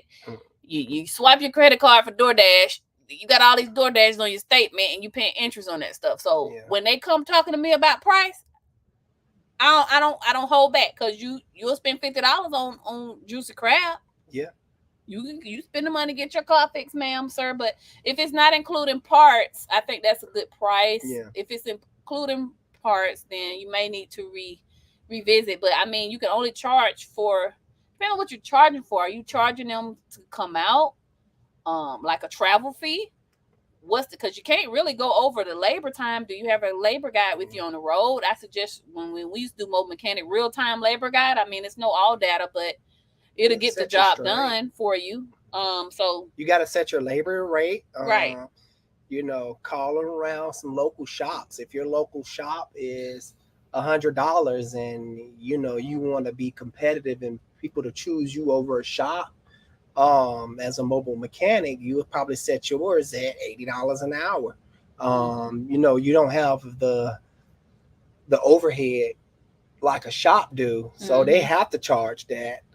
But you know, they can get a cheaper service, but more convenience, and you can throw a gas price in there with it, like a service charge. A service charge, like you know, I charge $25 service fee to come out on top of whatever it is. Yeah, for sure. So you can secure that cost up front to even book the appointment. Yep, that'll make sure that no one cancels on you, because if they got skin in the game, they won't. Or you can make it non-refundable because they just held up that place. You know what I mean? So you can make it $10 non-refundable. You know, baby, it's 2024. $10 is too cheap. $25. That's what they do at hair salon. Okay, yeah, non-refundable $25. They want you to come out there. Yeah.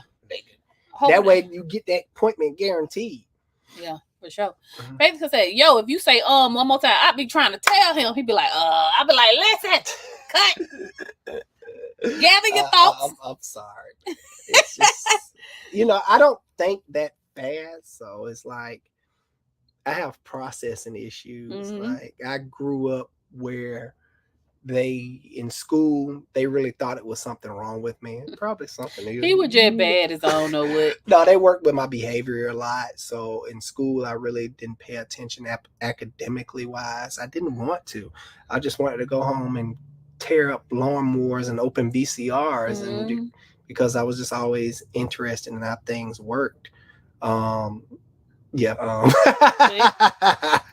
it's just I'm a little slow when it comes to process. That is the only reason why I'm sitting here, to help facilitate this. But it's my man. I'm gonna hold him down or whatever.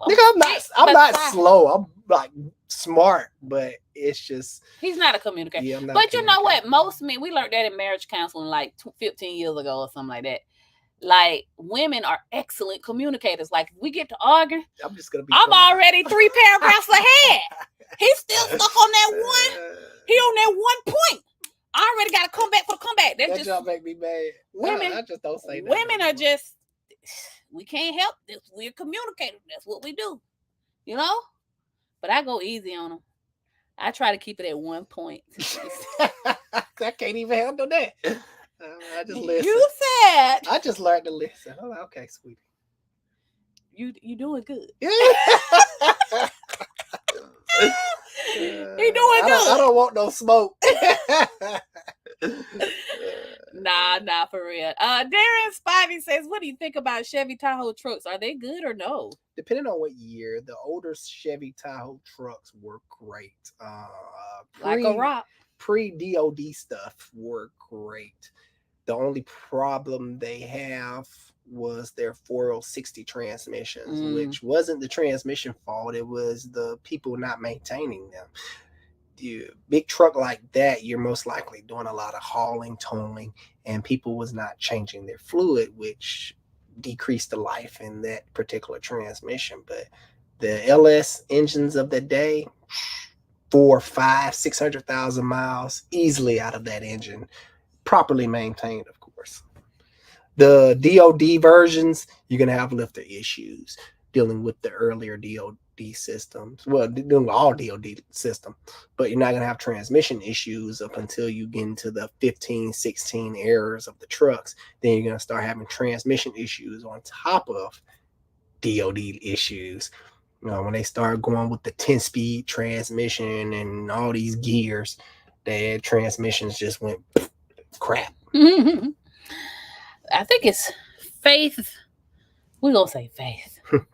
What up, Alex? Stay away from Dodge Fart, Chevy Cruze, Ford Focus, Chevy GM with the 3.6. You know what? I can't stay away from him. I'm in love with him. Because he was, at one point, I think like last quarter, he was like, I'm not doing these jobs. I'm not doing that job. I was like, if we stop doing all the jobs, how are we going to make the money? You got to do them. And it's like, we don't want to turn anybody away. So we try to, I don't know, man. It's hard to do. But certain jobs we definitely don't do anymore. But it's hard. Because it's like, dang, what we going to work on? Air? Penal Star? We're going to be the Dodge Penal Star shop? For sure. Pearl Robert says, hey, Alex, the car doctor, how long have y'all been together? Incredible team. 2 years. He lying. He is lying. 18 years. Well, we've been together because we dated 1 year before we got married. So I met Alex. He was 17. I was 18. We dated for 1 year. Dipping in the cookie jar. He lied about his age, which he didn't have to do, but whatever. We've been married 17 years together, 18 years as of April 3rd, a couple days ago. So, yeah, are we still rocking or whatever? He my man or whatever. Linda Washington says, good evening, family. What's happening, Linda? Good evening. Stephen Barber say, hey, Alex, I'm about to change the rockers and lifters on the Penal Star. You got it, man. Follow my video. It's a very good tutorial. You will be golden. For sure. Darren Spivey says, have you ever thought about ripping a customer off just to make money like most mechanics? Yes. But I love the fact that you're honest. Listen, we human people. Yeah. Some people do come in clueless. Yeah. Like, there are definitely opportunities, but our motto, let me tell you something. It mostly be the days I be so broke, but then I be thinking, I'm like, the enemy always gonna tempt you. This is probably a test. Yeah. No, I need to stay true to who I am, no matter what's about to get turned off or whatever the case may be I may be going through. The money be like right there. I'm like, I can just do this. It'll be so easy. But I'm like, no, I won't be able to sleep at night. And at the end of the day, you're supposed to treat people the way you want to be treated. I wouldn't want no one to treat me that way. If I am getting a service one day, and I don't want to be ripped off. So, well, not only that, the most important thing is, do you know how long we prayed to be in the situation we're in today? Like, do you know how long? Do you know do you know the struggles? And I when we got this shop, I prayed. I said, this is gonna be God's shop. Everything we do had to be to the honor and the glory of the Father. Everything that we do. And one thing about it, you rip somebody off, He always watching. Yep. You know exactly what you did, when you did, and how much you did. And you got to know that's gonna come back around when you least expect. No bad deed goes unpunished. Yeah, that's true. Cause the Bible call it sowing and reaping. I think another religion call it karma. That's real. I believe in that. Definitely real. So one thing about it, like, yes, we get the opportunities, but it's like, listen. And I do think about it. We are human. Yeah. Like, man, this lady don't even know we could just say this, da-da-da. But we prayed about that. And it's got to be to the honor and glory of God, what we do. I'm sorry, you just got to, and we don't want to let Him down. So I always tell people I'll go out of business before I rip someone off. It seems like it sucks sometimes, but the Lord always have my back. I got that feeling. It has to be, because man, we need it the most. It comes through. It's like, in another way every time. Bread show up at the door. The thing that I always stick on, if God takes care of the animals and the birds, and got to take care of me. Got to take care of me. Like, I must be more important than a bird. That's my mind. No, that's what the Bible says. Yeah. So if He take care of birds, the birds don't be suffering out here going hungry. No, they have what they need on this beautiful green earth. And I'm like, Yeah, and it comes, one thing I always prayed to, and here we are in 2024, on live, talking to people we've never met about auto repair. This man get to live out his dream of just simply working on cars. it's like I always prayed that God would bless the work of my husband's hands. Yeah, my wife because always prayed that. Somebody, he just a mechanic, you know what I'm saying? Or you know what I mean? But your gift will make room for you, whatever that is. Mm-hmm. So to answer your question, you know, we're humans. Yeah. The flesh is always tempted. Like, man, some people come in, they think they need this, and Alex do the diag. They need something that costs $50, but we could have easily said, "Hey, it happens. We're gonna quote you this for $600. Way more than it needs to." But no, hey, ma'am, you actually don't need this. You need this. It's gonna be $170.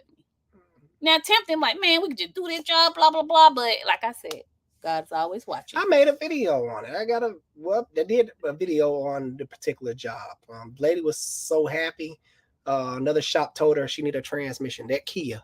Oh yeah, she wrote a long review too, but she didn't need a transmission. I could have easy. So just not even put the transmission in, but like, yeah, here you go. I put the transmission in and fixed the caliper that fell off. The caliper fell off, and every time she go in reverse, the car will lock up because the caliper binding up inside the wheel. And the other shop was like, "Oh yeah, you need a transmission." So we did a video on that. Went out and bought a transmission and everything. Got it sent to the shop. Got her car sent to my shop. I could have easily been like, "Yeah, here your car back," and just put a little bolt in the caliper and called it a day. No, I actually told her what she needed. And by the way, if you're watching this, come get your transmission. We still got it. Still in my shop. But no, actually, she wound up spending more than what it would cost the transmission, because actually Alex sold her the work that she did need on her car. So, we just keep it straight like that. Not trying to turn this into no sermon. If you do follow us, you got to know that that's our core beliefs. I know people don't believe what people believe, and that's okay. Yeah. But right here, Jesus is Lord. That's all I got to say. No debate. You believe what you got, that freedom, that right. But that's why we operate the way that we do. All right, Randy says, I've seen shops buy the worst parts, and I know the distributors. It's crazy, and they want to make margins. Nope, got to be the best parts. Sorry. And that's why we stopped doing Euro, Randy, because they don't want the best parts. They want to be cheap. You feel me? Because me personally, I worked in shops where they got the cheapest stuff, and people just kept coming back. Oh, my brakes squeaking. This, that. I was like, oh my gosh, this is ridiculous. Yeah. So Tony, I don't do that personally. Tony Stevenson, $5. Man, super chat. I keep reading $5 like that's part of your name. I didn't mean to say that. We love you so much. Thank you so much. It really means a lot. TJ says, y'all preaching. We love y'all all the more. Michael and Tanya just dropping off my offering. Thank you so much. Now listen though, you had to have been there to see the struggle, the crying, the oh my God, is this marriage gonna last? Because he getting on my nerves. We have been through a lot of stuff, and to be standing here and get the privilege, yes, I said the privilege, to come online and you guys ask him car questions when they thought Alex was gonna be a nobody when he was a little boy. Definitely, a lot of people think that right there is a blessing all itself. And so for that we gotta give honor God by not ripping people off, period. But don't be confused. You're gonna pay for this value though.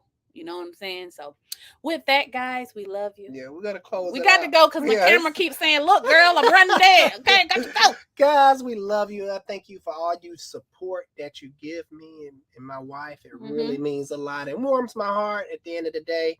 Thanks for the super chats, super stickers, and all y'all that tell stuff. Jose that he won. Yes. Please come get the no code jump box. We want you to have it. You know what I mean? We bought it for you guys. All right. And y'all make sure, hey, share this stuff, share my videos, because y'all get me to 100.